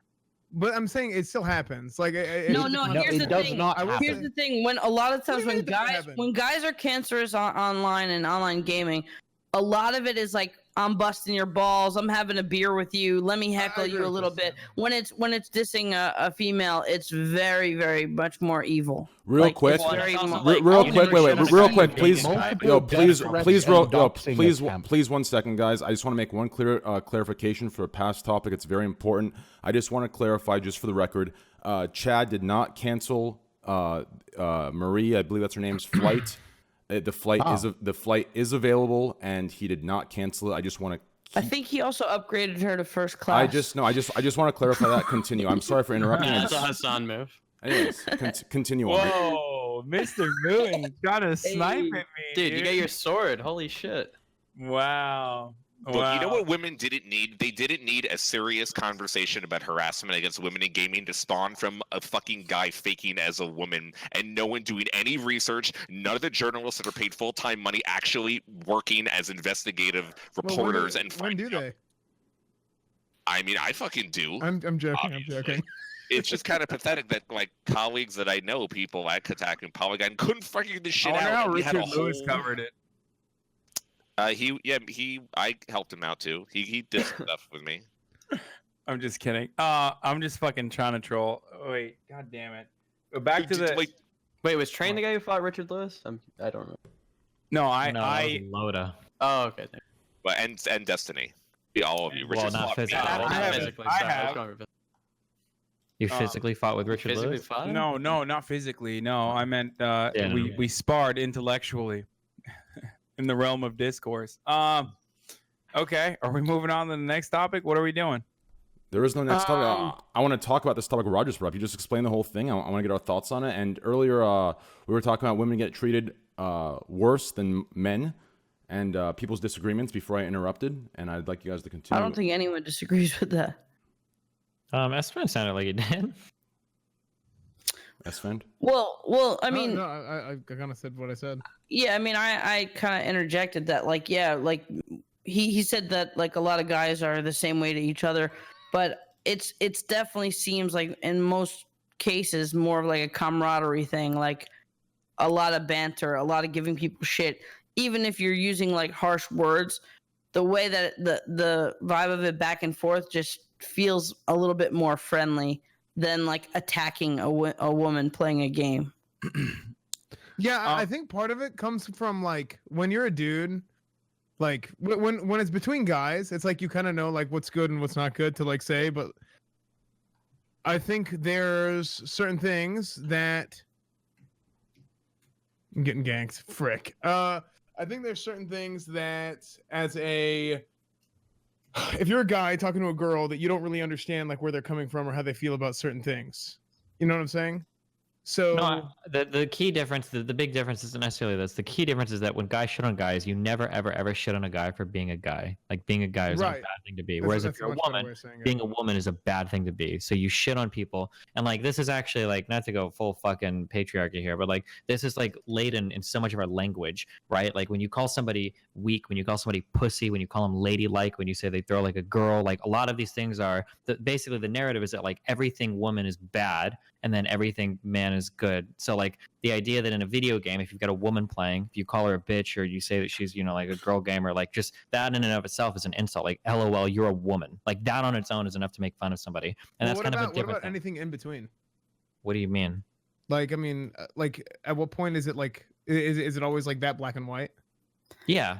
Well, what I'm saying is that like anything outside of like the default is like is something that you can attack somebody personally for. And with like a default person, so like I'm like a default person. I'm white, I'm straight, and I'm male. You can't make fun of any of those properties ever. There's nothing that you can say to like Straight. take down any of those properties. Whereas for you, like you're darker skinned. I don't know what your exact ethnicity is, but I can insult you without even knowing anything about you, just by virtue of seeing what you look like. Right. And then it's the same thing with women as well. Otherwise, it's just generic, non-targeted insults. It's whatever. But that's generally the problem, is that women can be attacked on that property alone without you having to know anything else about it. And it feels really shitty. Yeah, I agree with that. The topic is usually like you're a woman insult, not just like, oh, you suck at this game or you're shitty at this. It's like usually like you're a woman insert insult, that generic insult about being a woman. Right. Andy, do you really think that women streamers have a net easier time than men over the negatives? No, not like actually getting like harassed and stuff. I'm just talking about, I was kind of making a joke about You're like talking about paycheck. making money and stuff on Twitch. Like having 50 concurrent viewers and making as much 700 subs. as making as much as someone that has 1,000. You know what I mean? And I don't have any problem with that, and I kind of get why it happens, but I feel like it's very obvious that happens a lot. I'd say it like evens out based on like the harassment they get. And also, a lot of the harassment don't is very think it's controlled. like- You know, people have good mods. A lot of them, especially with smaller communities, they have a very safe space. A lot of people just complimenting them when they turn around and write the name on the chalkboard. It doesn't even out though. There's no like, okay, you're making more money because you have boobs. I didn't mean it Like, even out. I'm people sorry. want to, yeah, like there's just to set the record straight, I guess. Like Yeah, I'm sorry. it doesn't work that way where you're like, okay, well, you have boobs, so we're going to give you more money, but also we're going to like, harass you more because you have boobs. Like I feel like that's still an imbalance that exists there. I don't think they really get harassed that much because of like heavily modded channels. A lot of big streamers have chats that are completely free, scrolling like a slot machine. I think a lot of I've been in female enough like streamers- girls like DMs to see like what they get. Not like DMing girls, but like seeing what other girl streamers get DM'd. I don't know, yeah, man. There's a lot of real fucking Yeah, shit. it's not. I mean, like even if you saying- go in one of those channels, you'll see some like really crazy shit like within Uh-huh. minutes. Like the kind of shit that I wouldn't even think about, and like weird situations too that I wouldn't think about. Like every single girl streamer that I've ever met. Okay, fuck, I don't know if any of them are in the chat right now. Every girl streamer that I've ever met has this story. There was a guy who became a really big donator, super cool dude. He seemed really friendly the whole time. Then all of a sudden, either TwitchCon comes up or something is coming up. The guy starts to get a little bit too forward, and then you are like, okay, well, hey, like, you know, this was cool and I appreciate it, but like, I'm not trying to fuck you. And then the guy goes and threatens to charge back every single donation he's ever gone, and then wants to like go hard in on you, like talking shit about you and ruining you in front of your whole fucking community. I agree. I agree 100%. Every single girl streamer I've ever talked to has a story like this. this. Have to deal with that. 100% agree with that. On a day-to-day basis, I feel like a lot of the chat's pretty tame. Yeah, they have to be like, they have to look at a lot of kind of creepy messages like, "Hi, beautiful. I'm glad I'm in your chat again today. You look so good today." And I'm sure like that. Wait, you don't get that, Andy? I mean, I do personally, but I have really nice tits, and I wear low-cut V-necks. Yeah, I mean, no, I totally agree. There's definitely a lot of like creepy shit that they have to deal with. Hey, you cute accented woman. Anyway, we're all talking about this like it's simple little comments. In each of your first year of being a media personality, how many doxings did you deal with? First year, none. 10. Alabrel, 11, you're asking 11. the wrong person, brother. A lot, dude. I have like you're a unique case. Obviously. I've been doxxed. I've been doxxed full. Like I'm talking like there was an instance where people posted my address like on Tor and the dark web under the Hitman section. Obviously that shit's not. Well, I think it's not real. No, I'm not. This was I saw where you were going with that, Alabrel, being involved. Yeah, that was my first year. Yes.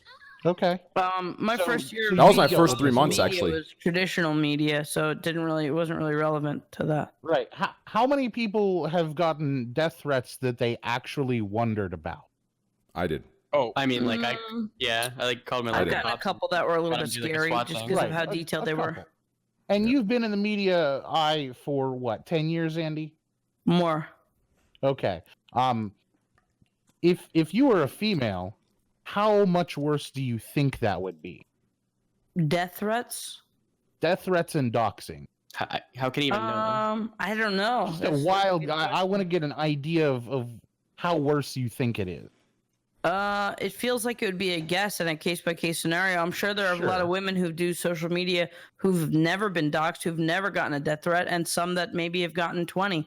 So I think it's just like to make a blanket statement of that. It's a worthless question. Sure. My point is, you guys are talking about, oh, they're saying, oh, nice tits.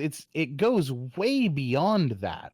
Because myself, I'm not a female, but I am another marginalized identity. I'm an LGBT individual. I've had 3 on-stream doxings, like my full information just pasted into my chat while live to my entire community. And I've had 2 or 3 death threats that I think might have not been completely meaningless, and another untold 20 or 30 that I didn't worry about in the least. Are you comparing that to what a woman gets, though? I'm saying that as straight individuals, I'm not assuming too much about most of you here, that you don't even begin to know what it's like to be a marginalized person in most cases. This is privilege at work. You don't begin to understand the constant torrent that somebody of any level of marginalization deals with on a constant basis. I think we definitely get an idea. Like we don't completely feel it, right?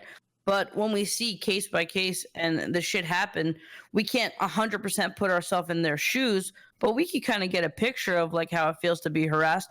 A lot of us have been harassed, right? And well, I mean, we're not harassed for the same thing as him. Yeah, I still think women have it worse. But Here's the I thing, do too, but I'm saying, yeah. Well, I guess my. specifically, Oh, sorry, Andy. Go ahead. You go out and you do IRL streams wandering around at night, right? Yeah. How many women do you think would be comfortable doing that alone? Broadcasting their location. Probably and their not that. aloneness Probably not that on the many. internet.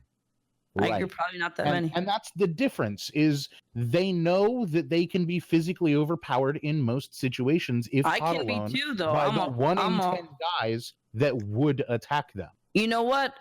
99 out of 100 guys who wanted to come up and beat the shit out of me probably could. So I know what it Sure, feels like. absolutely. I would because fight they're you to less the likely death, to try to dude. attack you. Get your sword. Why? I said if they ever touch you, I fight them to death. Because dudes don't feel the need protect to you. attack other dudes all that often. Really? And dudes feel the need to physically attack women more? Yes. Are you I kidding me? have a question Woman for all of you. wandering through a parking lot at night alone. Are you is talking about like a terrified for her sexual life predator? in Are you talking 4 about out a of sexual 5 cases? predator or some drunk guy coming out of a sometimes. bar? You don't think some drunk guy coming out of a bar on average is more likely to swing at a guy who's like, get that fucking camera on my face, dude, and punch you in the face than seeing a girl in a pretty dress being like, hey, bitch, don't point that camera at me and punches her in the face? Right, No, but that's your ridiculous. fear is getting punched. Their fear is being brutally assaulted and possibly murdered, right? Wait, What is your point, Alan? I mean, it's very extreme, but I do agree that in general, a woman would probably be more threatened walking around streaming IRL, saying they would be more likely to be attacked.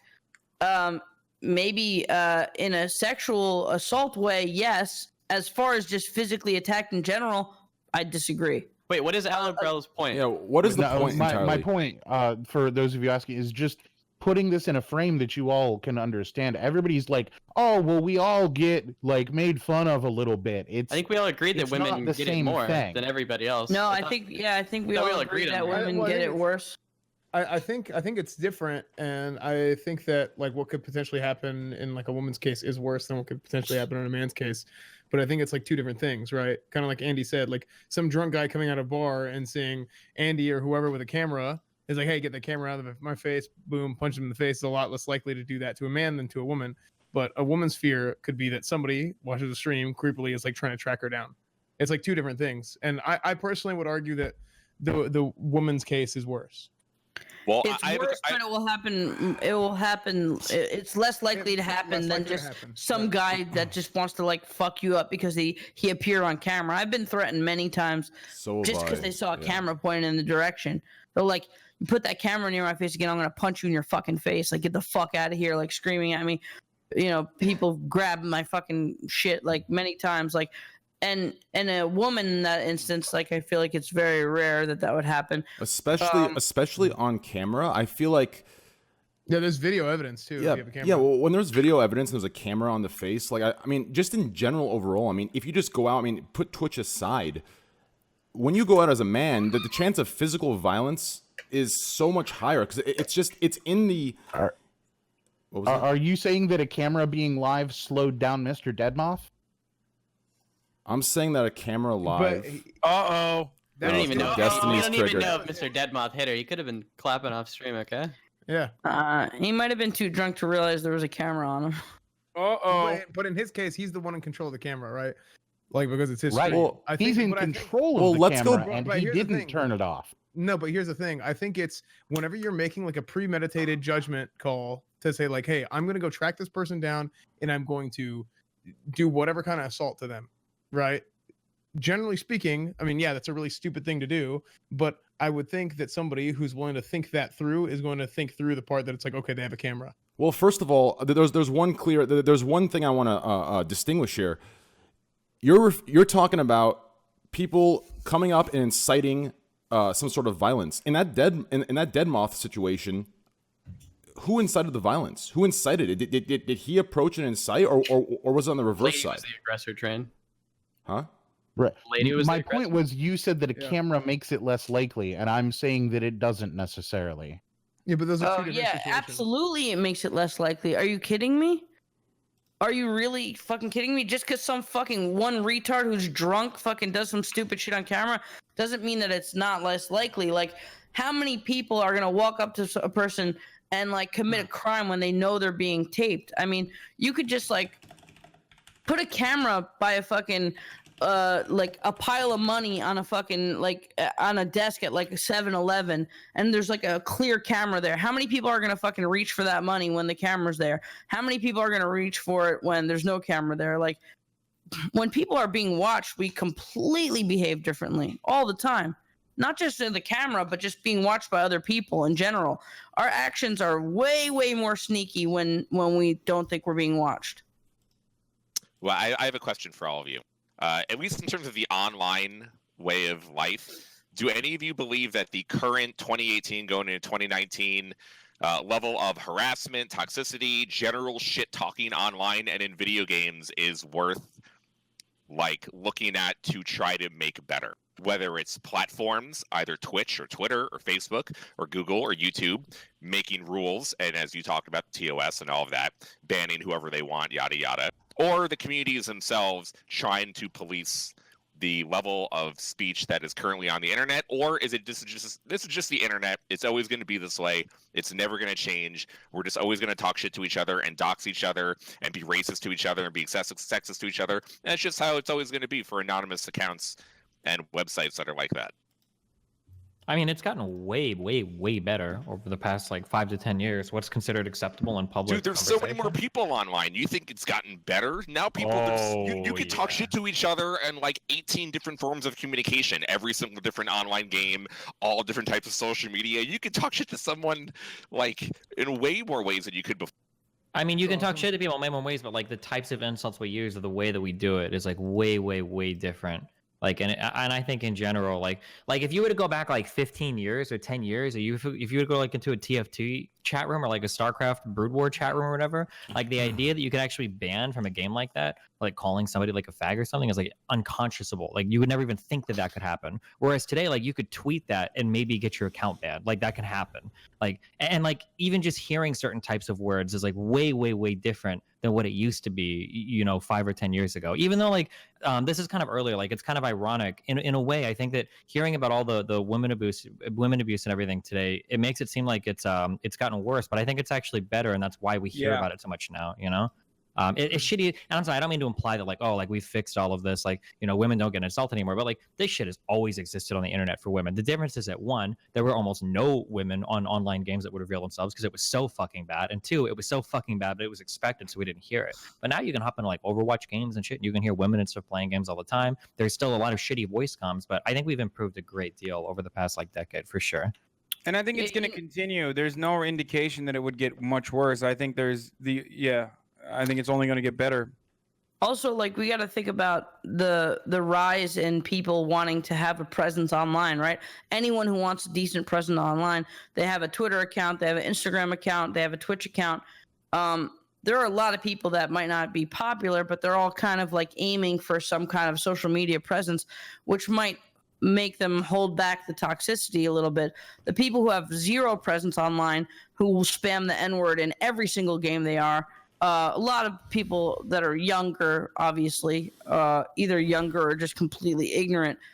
There is so much of that. You could just hop on any game, and people who don't have a social media presence, who are completely anonymous, they let that N-bomb fly everywhere the fuck they go. I mean, I'm gonna be honest. Once I started streaming and stuff, I was like, I can't even like be like super trolly in League or something, like a game that I'm playing off stream. Like if my name is SFan, like I can't act like I used to. You're held like, accountable. I'm not saying I would say it, but I'm. You have to be held accountable. I would say it all the fucking time, dude. How do you guys feel? Oh shit, boy. How do you guys feel about like anonymity on the internet? Do you think that needs to go away? As streamers, I guess I would personally love it. I think everybody who plays Blackout and stream snipes me, I should be able to find in real life and have a conversation. No, I don't know. I think anonymity is important. Like I do. I mean, I think it is. I just like I obviously like this level of accountability that comes with not being anonymous, but yeah, I mean, it is a really big argument. But on one hand, when you look at the internet, like a complete cesspool, like there are safe zones, right, that we could all have conversations with people and it's fun and it's cool. But the internet as a whole is a complete fucking cesspool and it's really disgusting. And it would be cool to have a way to clean it up. I don't know about taking everybody's anonymity away, but it would be nice to find a way to kind of like be able to clean it up a little bit. I mean, the two people on the show who have real names as their online names are the normal people, and the rest of us are the degenerates that have. I mean, anybody can pseudonyms. find any of us online, I would assume. Like, wait, who are the two people you're referring to? Hassan and SFan. Hassan and Andy. And SFan. Yeah, they're right. The rest of us have. SFan's name is SFan. I mean, I used my name for a long time. I actually renamed it because that's a really bad branding name. Because me and Hassan are cooler than everybody else. Yeah. And SFan. Wait, Hassan, I have a question for you. Which is not totally related, but do you think, I guess this is for Destiny 2, do you think that there is a problem, and I actually do have this, with I guess you would quote unquote liberal sided media sites making this like such a big deal and then hurting the reputation of liberal media in general to the internet. I would say PewDiePie is like another example of that. Wait, what do you mean? The story with Yeah. And Ellie? PewDiePie is the same thing. Yeah, all the internet writing about how bad these things are, and then it turns out it's actually not so bad. Does that hurt the credibility of all of the media in the leftist way? I would say more so. Well, one, I don't even consider liberal media to be all that liberal. I think, for the most part, they uphold the status quo as best as possible. So, the greatest example I can give you is like back in 2014 with Barack Obama's immigration speech. The networks literally refused to air it because they found it to be too political or too controversial. Whereas they all aired Donald Trump's immigration speech, and I can tell you, Barack Obama's immigration speech was very conservative, from my perspective, at least. So I don't really think that media is as liberal as we think it is, especially like it. And this is a good segue into PewDiePie as well. Like PewDiePie, when referencing mainstream media, talks about Wall Street Journal, who started that whole conversation. Wall Street Journal is not a liberal publication. It's Rupert Murdoch's publication. They have literally their editorial board talked about Bolsonaro, like Jair Bolsonaro, the fascist from Brazil, and like and backed them. They in the past they've backed what's the other fucking dictator from Chile? Or anyway, it doesn't matter. These are like right-wing publications that everyone thinks are fucking liberal because everyone thinks media is liberal when the media is not actually left-leaning at all. But having said that, I just wanted to put that out there. You don't think overall the media is left-leaning in America? I mean, I guess liberal, but center. Whoa. No, wait. There's Wait. What did you just say, Slasher? I said overall, do you not think that the media is left-leaning?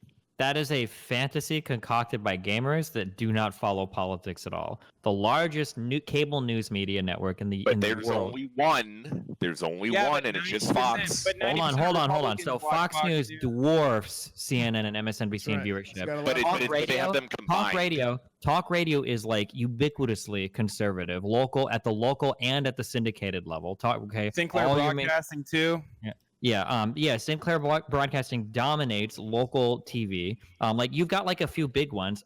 Print media is generally left-leaning, so like WAPO, New York Times, and whatnot. And then you've got some big major media corporations like CNN and MSNBC and whatnot. But to say that like and like on YouTube, it's almost exclusively, although it's starting to change recently, like reactionary right-wing people that like dominate YouTube.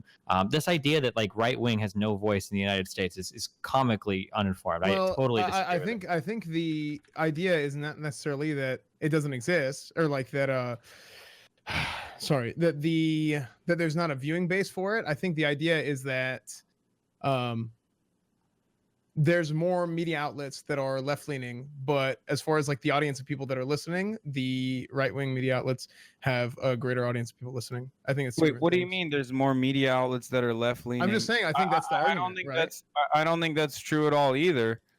There's more. Oh, okay. I don't know if that was. Well, I think Destiny's point about Sinclair is pretty good, but there is definitely more online and print media that is left-leaning than there is conservative. And I think the rise of YouTube.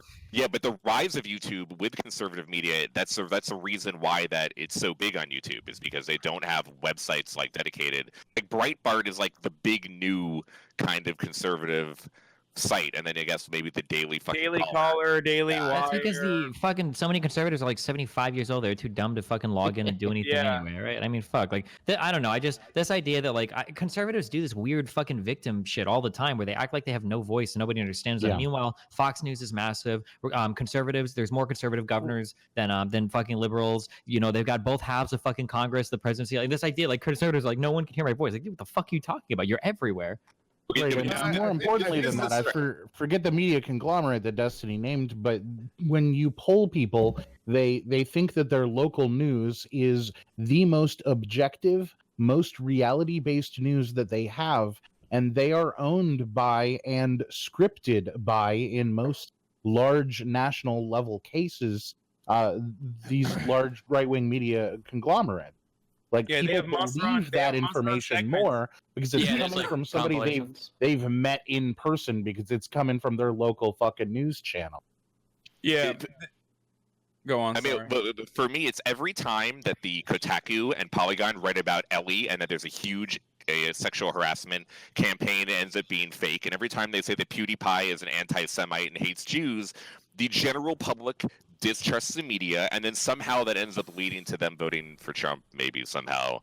Dead down the line. Well, Okay. I mean, I can explain exactly how. The problem is that left-leaning media is very unsavvy when it comes to coming in and talking to video gamers. And white people are some of the most fragile people on the planet when it comes to delivering your message to them. So you have to take exceptional care in how you present an opinion to them, because it's very easy for them to become ass-pained over anything, like in an instant. And I will acknowledge before anyone else that left-leaning media is a horrible fucking time understanding this, and will oftentimes like not understand, you know, the very delicate sensibilities of the average white person. So this is true.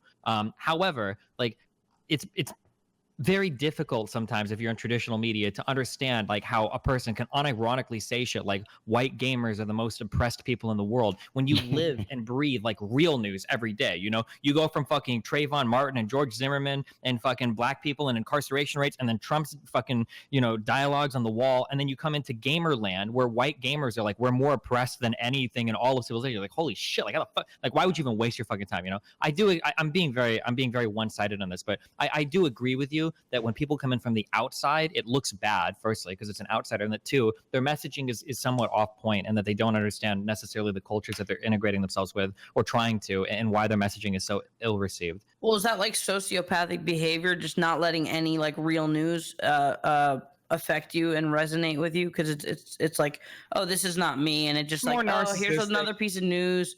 Okay, yeah, someone got killed. That sucks, but it doesn't Well, really it's just, affect that's me. what we all do. All of us are surrounded every day by our own environment, and chances are, this sounds mean. I'll try to be less mean this time, okay? Chances are, if you play a fuck ton of video games online, you have a very fucking good life. There's a high chance that you're a man. There's a high chance that you're straight. There's a high chance that you're white, right? And as a result of that, as a byproduct of that, it's very easy for you to miss out on a lot of the actual fucky shit that goes on in the real world. So, you know, when we talk about things like gender roles or gender norms in society, the first thing that might come to your mind is, fuck, they're putting fucking prosthetic bitches in Battlefield. Fuck, this is horrible, right? Whereas for someone on the outside, they might be thinking like, oh shit, like my grandma, you know, was literally called a fucking cunt because she wanted to be a lawyer, and now I get to go to school and be a lawyer. Like, this is awesome, right? Like, people have radically shifted perspectives on things based on what their environment is, and a lot of the people that spend a lot of time in the gaming world just have a perspective of video games that's entirely informed by what they see in gamer culture. Kotaku in Action is an amazing subreddit to read if you want to see how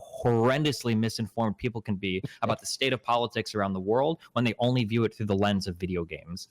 And as far as PewDiePie goes, and as someone who also covered this story, or as someone who broke the fucking original story with PewDiePie hyping up like an actual fucking alt-right account with hundreds of thousands of followers, a lot of times when Vox and other outlets cover those sorts of stories, they have to provide context.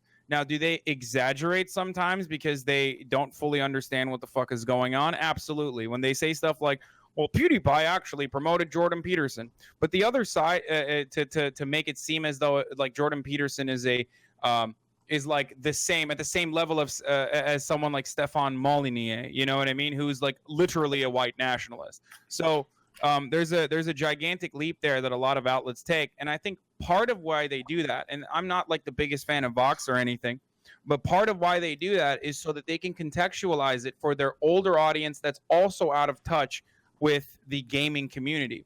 Because if you're like 75 years old, or let's say fuck 75, let's say you're 45 years old, you've never heard of fucking PewDiePie, you don't know who the fuck PewDiePie is, so they have to contextualize it, so they have to add additional background information. And obviously if you're PewDiePie, or if you're a fan of PewDiePie, and you hear someone like reference Jordan Peterson or like Lacey Green or whatever the fuck while talking about alt-right members, and they definitely have enough engagement with those alt-right members so that they could be not implicated, but at least like added in there into an article.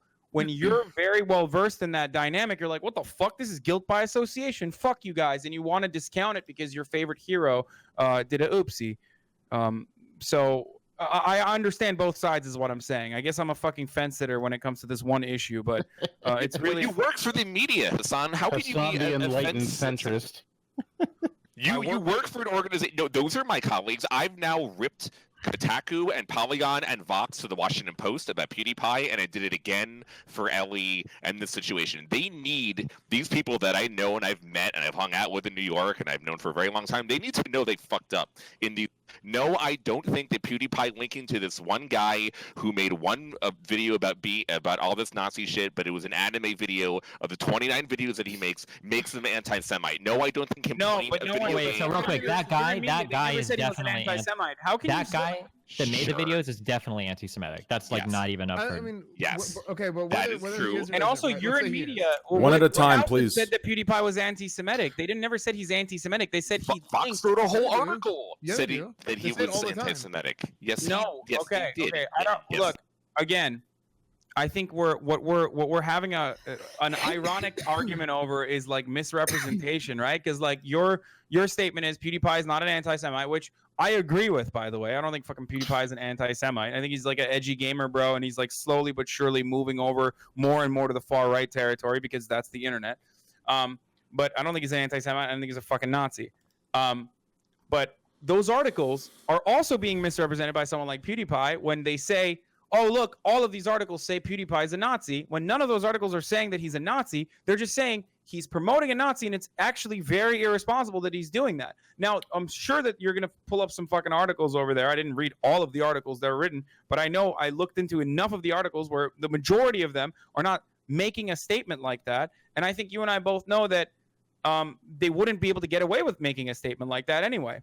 A lot of times they just offer context for people who don't know who the fuck PewDiePie is by adding like the additional things that he had done in the past. And then someone like PewDiePie, and I've been on the receiving end of like media hatred as well, or targeted attacks by the media as well. So I get it. I know how like in your mind, all of a sudden it turns into a everyone's out to fucking get me kind of situation. But it's not. They're literally just fucking writing additional contextual information for people who have no idea who the fuck PewDiePie is to understand who the fuck PewDiePie is. Sorry to interrupt. You could be guilty by association on the internet by like how far do you connect the dots? Like I could thank somebody that I met once that did a graphic for a fucking video that he just turns out to be a racist. Andy cosigns a racist. Like no, I have to tip out. I have an 8 a.m. class that I have to attend. All right, Moon. See you later, dude. No problem, Moon. Thanks for showing up, man. Cheers, Moon. Hey, thanks. If any of you say the N-word, I have to cover it as news because that is what I do. And if any of you Chat, do hold that, your ears. which is understandable. The media has to cover when PewDiePie tells a bunch of people on Fiverr a bunch of kids on Fiverr to say a sign that says "Death to all Jews," and when he says the N-word, like all those things, I expect to be covered by the media. Yeah. It's just their assertions of him, then the leap that he's definitely a racist and he's making all 80 million subscribers anti-Semites. And it's the same thing of Punisher. Punisher has now made the entire Overwatch community more sexist. And all this has done is the situation has done is made everyone more sexist towards women in esports now, is what people say. So that I don't agree with either, because think about it from yourself, all right? Or S-Fan, you too. When you hear this sort of stuff, does it make you more sexist? Like, I've been attacked by the left for so fucking long, and I've only become probably more left. It never changed my perspective. If your ideas are sound and you're ideologically grounded, or if you at least like know what the fuck you're talking about, your entire worldview is not going to change because you're people not an on ignorant your side are criticizing. Yeah, no, I understand. Like, but people on your side, once people are on your side or who you perceive as your side are attacking you or criticizing you, if you change your perspective radically, then you didn't really have such strong opinions, or you didn't really have an opinion to begin with. Now, having said that, should we be more careful when we're handling these sorts of issues? Because 15-year-olds, as Destiny also pointed out, or as gamers, as Destiny also pointed out, are very, very fragile and get super fucking triggered as soon as there's like even a little bit of if there's any sort of coverage that they take just a little bit of issue with. Absolutely. So I guess I agree with your perspective on that end too. But as far as the PewDiePie thing goes, dude, like, none of the articles were saying he's like turning everyone into a Nazi. They're saying he has 75 million subscribers, or now it's at 80 million subscribers. As someone who also personally acknowledges that he has a larger following than all of these fucking outlets, because he's talked about it so many times where he indicates or he implies that the outlets are probably jealous of him because they're jealous of his reach, understanding that he has more of a fucking reach than those outlets do, should be a little bit more responsible. And that's simply what the news coverage on the issue is. They literally said he's an anti-Semite. Okay, show me the ones that he said an anti-Semite, and I guess I mean I won't defend that article anyway. I don't think he's an anti-Semite. It just seems to be a running problem with video games and a lot of the media that covers video games. It seems to be a continuing issue of, look, gamers do fucked up shit. Look, gamers do There's a reason that live stream fail is kind of like the most insane subreddit I think I've ever seen. There's a reason it is how it is for covering Twitch. There's a reason that is the subreddit for covering Twitch, and the way that the culture works over there is fucking kind of horrible in a lot of ways and kind of incredible in other ways. What subreddit? What are you talking about? Live stream fail. Oh, okay, sorry. Also, it's been kind of neutered lately. I just googled PewDiePie is a Nazi, and of the first few things I see, one of them is YouTube's PewDiePie amplified anti-Semitic rhetoric again. That's from Vox. Newsweek. Yeah, that was the main one that I was thinking. Okay, so that's factually correct. I know, but that article is factually correct. But the implication of what they're saying is like that. Basically, like, well, they're implying like they're leading people to believe that PewDiePie is a Nazi. No, did you read the article headline again? Did PewDiePie not? That article title that you read in a critical tone to make it seem as though that article title is something that you had issue with. I just read it. Did you read the article again and tell me what you have a problem with? YouTube. You have a problem with that article title? YouTube's PewDiePie amplified anti-Semitic rhetoric. Period. Space again. Period. I mean, that's the thing. That's like they said again. What's incorrect about that? What is incorrect about that? What I'm saying what's is factually not correct. I know, but it's one is linking to ER's anime video. Yes. Anti-Semitic. 1000%. That's amplifying, by definition. That's amplifying anti-Semitic content. Hold on, we lost Slasher, dude. Yeah, we lost Slasher's video. Just got fucking bogged, dude. Just got fucking bogged. We got him, boys. I think it was Ellie. Ellie hacked him. Oh shit. But S-Fan, you're taking a factual statement and saying, well, it means this when it doesn't. They said he's amplifying the voice of an anti-Semite, which is exactly what Hassan just said. I misunderstood. I actually misunderstood what you were saying. I thought what you were saying was like I was reading it in a condescending tone. Okay, my bad. Like I thought you said I were like, I'm saying like, what do you have issue with? Like, what do you have issue with that article? If you're saying that, like, because you said it in a critical way. The headline is factual. Yeah, the headline is factually correct. So what do you have issue with it? Like, is it incorrect? And if it's incorrect, can you explain to me why it's incorrect? And I'm not trying to be like confrontational or whatever. I'm just trying to figure out. My point is like I don't see. I'm trying to think the best way to word this. My general point is with him promoting a YouTube channel, it's like, hey, this guy had a good video, right? And it just so happens that this guy believes a certain thing or whatever that's not right, which I would agree with, right? I agree that that's not right. But what I'm saying is it sucks for somebody, a content creator, to get bundled into that group of people or that negativity whenever they were not really trying to do anything wrong. They were trying to say like, hey, this is good. And they were trying to promote. It's the whole guilty by association. No, there's a difference with guilt by association. Destiny debates Nazis all the time. When people say, well, Destiny might be a Nazi, look at how many Nazis he's platforming. That's guilt by association. If you are promoting a channel, if you personally admit as the largest YouTube channel on the planet that you should take more responsibility of your actions, and he has before, and then he literally a week later followed that up by talking about Jake Paul and Rice Gum and what they should have been doing, which I agree with him on, because they have like a fan base of young people, and like they're doing all this like marketing with loot boxes and shit like that. That is like a little questionable when it comes to morals, or a little unethical when it comes to like starting off young kids on gambling. So he acknowledges. So on the one hand, he acknowledges that like large content creators have this responsibility. On the other hand, he acknowledges that he himself is the largest content creator, perhaps with a larger audience than Wall Street Journal and all of these other publications, because he said that as well in his apology, or like the second oopsie video or whatever. So he himself is already acknowledging that he should be doing better, and that's simply what the articles are covering. The articles aren't saying that he himself is a Nazi.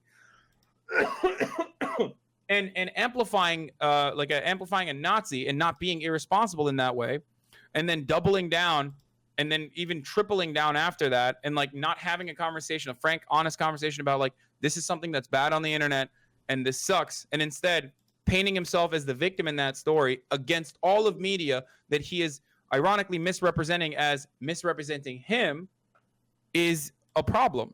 I don't think that's a good way to deal with that. And the media probably wasn't even hard enough in that respect. They stopped covering it after the first video. With that being said, it's actually, this is a great transitional point right here. I don't know if you guys saw this or not, but it's actually on topic 25 on the topic list I gave you guys. Ellen DeGeneres faces backlash after forgiving Kevin Hart for old homophobic tweets in their latest interview. There's huge backlash from Ellen DeGeneres' supporters, and it's a split 50-50, and there was a lot of backlash that she brought him on, she accepted his apology, and this kind of falls into the same category, right, of guilt by association. Why are people holding Ellen DeGeneres accountable for bringing Kevin Hart on and accepting his apology? I mean, that wouldn't be guilt by association. That's just people directly criticizing Ellen DeGeneres for... They're saying she's... Go ahead. No, that's just people are mad, and I think rightfully people are mad for Ellen DeGeneres using her position as like a leader in the LGBT movement to allow Kevin Hart to be like, yeah, I'm not really sorry. This shit's bullshit. I'm the real victim. I can't believe they robbed me of like an Oscar hosting. I couldn't even enjoy it. Like, I listened to his apology. It was terrible. And the real reason, and by the way, his fucking jokes like are my perspective on this is radically different than a lot of people on the left. I think he made those jokes back in the day. They were certainly more acceptable back in the day. It was still bad. But if you look at like the Eddie Murphy leather special, you'll understand exactly what I mean. Like our Which culture. one? I think he wore leather in Raw and Delirious. Yeah. I'm saying that like our culture radically changes. So like looking at yesterday's comedy specials with today's perspective is totally fucking bogus, and we should not be doing that, but we do it all the fucking time, and I hate it when SJWs do that shit. However, when confronted with that bit that he did, and when confronted with the tweets that he had, instead of saying, oh yeah, I apologize for it, you guys know me, like that's totally fucked up, like holy shit. Instead of saying that, turning around and being like, I'm the real victim here. Look at me, a fucking wealthy, one of the wealthiest millionaires on the fucking, one of the wealthiest comedians on the planet.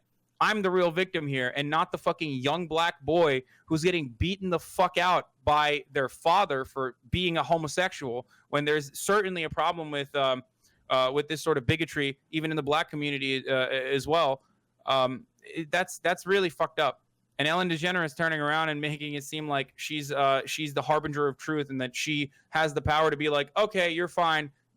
I exonerate you. You have no more guilt here in this situation, is also fucked up. And a lot of gay black leaders came out and spoke out against it. And I agree with them. I think Don Lemon did a freaking really good piece on it.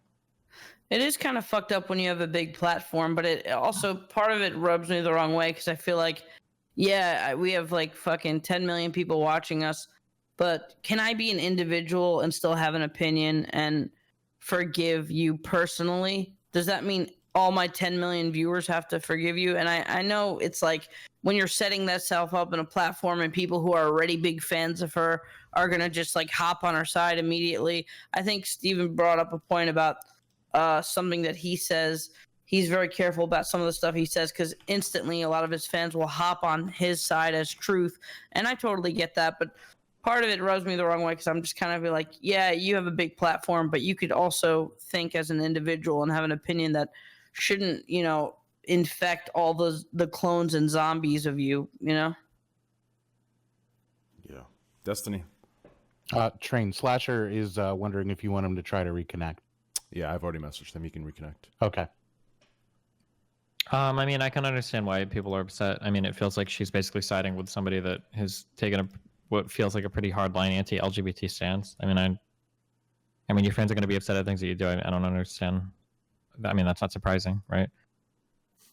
Do you think we're headed toward more sensitivity in the future, more censorship, and more, No, not regarding this issue. I was going to transition to a new issue here, or not an issue, a new topic, and it's regarding. There was an actress named here. Let me fix this real quick. There's an actress named Jamil, which is using her company to launch a change in how do people talk about bodies, and one of the things she's pushing for is fat shaming to be considered hate speech. Oh my god. Oh, I get so fucking triggered by this, dude. I know exactly who she is. I love her. I think she's like great, but she is like so fucking single issue, dude. She is so hyper focused on this as someone who got like as someone who was fat when they were younger, and I guess like got really had a lot of like body issues because of marketing and shit. Instead of launching her criticisms against like capitalism or marketing in general, she's like focusing on like getting angry and trying to turn fat shaming into a hate crime. I think that's fucking insane. I'm sorry. I have an issue with that as someone who comes from a family of obese individuals who was obese for the largest part of his life. I don't think fat shaming is good, and I totally understand the damage it may cause you, but it's not fucking hate speech, dude. Like, I don't know. Anyone else? I don't know. As the largest person on the panel, I'm willing to largely agree with Hassan here. Like, we should definitely be talking about it a different way in our current society, but hate speech is definitely a bridge way too far. Slasher, any comments? I mean, hate speech is reserved for your race or gender and nationality, heritage, religious background. Once we go into physical appearances, now you're just being an asshole, but it's not hate speech. Your mic is way worse than your last connection, which is impressive. I like that Destiny doesn't even fucking talk for any of these political topics, and then as soon as there's a quick quip to be had, you're like, "Oh yeah, got him." He's tired, dude. I'm listening. You wore him out earlier, dude. He's just chilling, man. He just moved to California. He's got this new vibe. He's got this new Cali cool guy vibe going on. I like it, man. I like the new Oni over there. Oxygen not just listening to what you. Yeah, shit, so dude. Damn. We're about to go get our dick sucked tonight at the Chateau Marmont, right, Steven? Yeah, wait. Yo, if you guys go to fucking Chateau Marmont, I'm gonna be so fucking pissed because I've been trying to bring him out for the longest time, and he just like refuses to go out with me. That means he's just like, all right, yeah. I'm saying like I'm trying to take him out to WeHo for so long. I would love to take both of you guys out to WeHo. Actually, it'd be fucking fun. Listen, you don't take me out. LA is my city. I take you out. That's true. That's fair. No, yeah. I like this little bromance we have going on. I think we should do some more IRL. Maybe do some off stream chilling. For drinks and shit. That'd be fun. I know. I'm down as fuck. Wait, but going back to the Jamil thing. She's like, I think that weirdly enough, like I think that there's a little off about like hyper focusing on this and like making it your single issue, like your most important issue, especially from the point of acceptance when obesity is like now becoming a health epidemic, and instead of analyzing why that's happening all around the world, instead of looking at that critically and trying to figure out what the systemic problems are there. To focus on like making sure that we are, super tolerant as possible, which we should be, but like hyper. I mean, like it might be. I don't know what the fuck this lady's issue is or like what exactly she's advocating for. But these two issues don't necessarily have to be not aligned with one another. Something that seems to be true from what I've read is that shaming people just doesn't seem to be an effective way of getting them to change their behaviors. It just doesn't work. So there might be a world where like body positivity insofar as you're not like demonizing people for the way they look and then getting people to not be obese. These two missions can be aligned with one another. Just when people talk about like, I'm not a fan of like health at every size, but this idea that like if we just keep like shaming the fuck out of fat people, they'll not be fat anymore. It's like once you've become obese, you have like a 0.9% chance of ever returning to a normal BMI, and fat people are pretty universally shamed in society already. So I mean, it doesn't seem to be an effective way at combating the problem. So I think that you can look at that a little bit differently while still acknowledging that we should worry about obesity. Yeah, no, I do acknowledge that it's not good to fucking fat shame. I already mentioned it. Yeah, And yeah. it certainly has like a lot of like psychological issues that you can develop after being fat shamed your entire life or when in your more formative years. And if you were like, But the real problem isn't like people fucking being fat shamed. The real problem is like people being obese, like obesity being an epidemic. Sure. I mean, like these can both be problems, right? Yeah, that's true.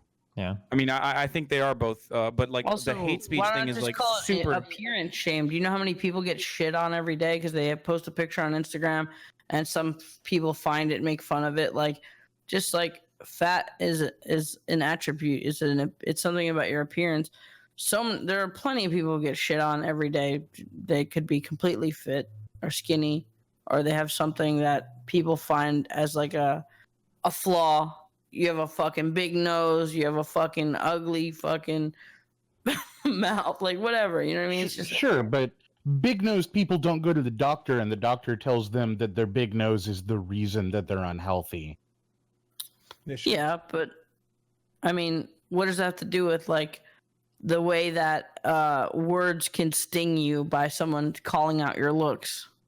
When I use the word fat shaming, we're not really talking about making fun of somebody for looking a particular way. We're talking about people taking an ingrained idea about who and what a person is and acting on it in a way that doesn't have anything to do with who they are as a person. It's well documented that a fat person that seeks medical help is less likely to get the help that they need for the cause that they have come in to get treated. All right. Does everyone agree on this topic?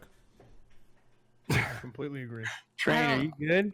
I'm good. Yeah, I mean, I'm just sitting here. I'm thinking. Here's what I'm thinking about. Okay. I'm thinking, what the fuck happened with this whole Drake thing over this last week? What the hell happened here? Like, what happened here? There's a 17-year-old on stage. He finds out she's 17, continues on. Do you think that's okay? Is 17 the age of consent in that state? Like, is he going to survive this controversy? He's going to survive this, the hate coming at him? What was he thinking? R. Kelly has been peeing on R. Kelly is not in jail, so like I don't know what. Well, maybe. George is investigating now, so we'll see. I mean, what's going on with that? I mean, why would he do that live on stage? I mean, Andy, Yeah, Andy, please tell us why Drake was kissing a 17-year-old on stage. Okay, well, he is an asshole. I don't know. Yeah, you mentioned it was a very old video. It doesn't make it right, but yes. I don't know how old he was in the video. If he was 21, I think he was 24 and she was 17. I think those are the ages. Okay, and where it took place, I don't know. 17 is the legal age in a lot of places. Is it right to do? It came off as a little bit creepy because if he didn't already make it awkward by being like, wait, how old are you? Oh my God, wait, no, how old are you? Whoa, this is crazy. Let me just kiss you on the mouth now. You know what I mean? That kind of escalated a little bit. I don't keep an eye on the news really closely, but I have heard like that's not the main concern here, right? Women have come forward and said that he's like detained them in his home, right? I haven't heard that, but we're talking about Drake. Oh, we're talking. Okay, I'm confused. Oh no, R. Kelly in a way that's not a controversial topic. R. Kelly has a thing where he said he asked his mother to marry him, and he waited for his mother to drink coffee out of her cup, and he found the spot where she had her lipstick, so he could drink from the exact spot of where her lipstick was, and he asked her to marry him. And I think he's severely damaged, and he doesn't need to go to jail. He needs to go to a place where they fucking put him in a straitjacket in a padded room.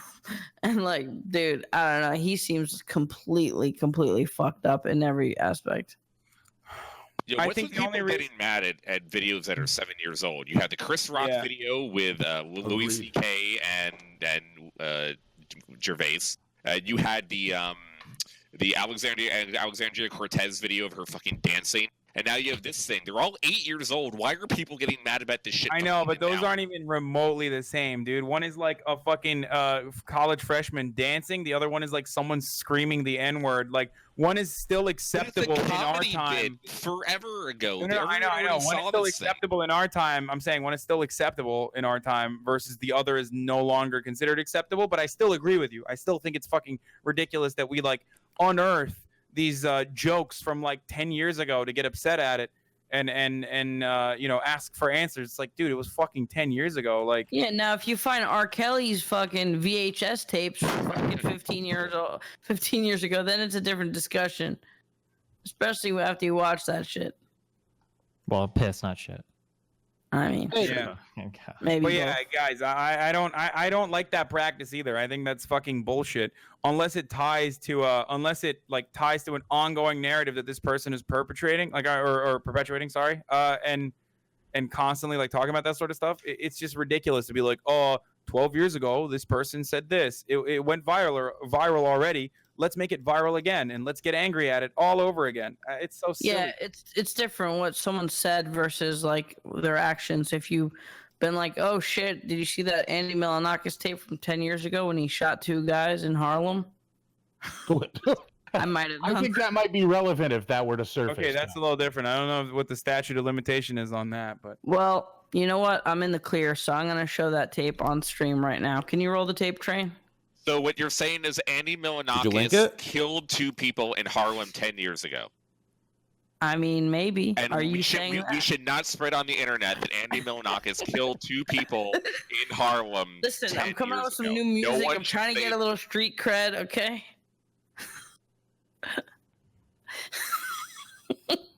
All right.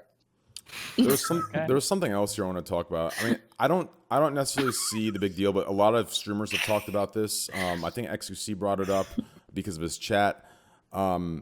So Blizzard reveals Soldier 76 is gay. Okay, which to me that's who?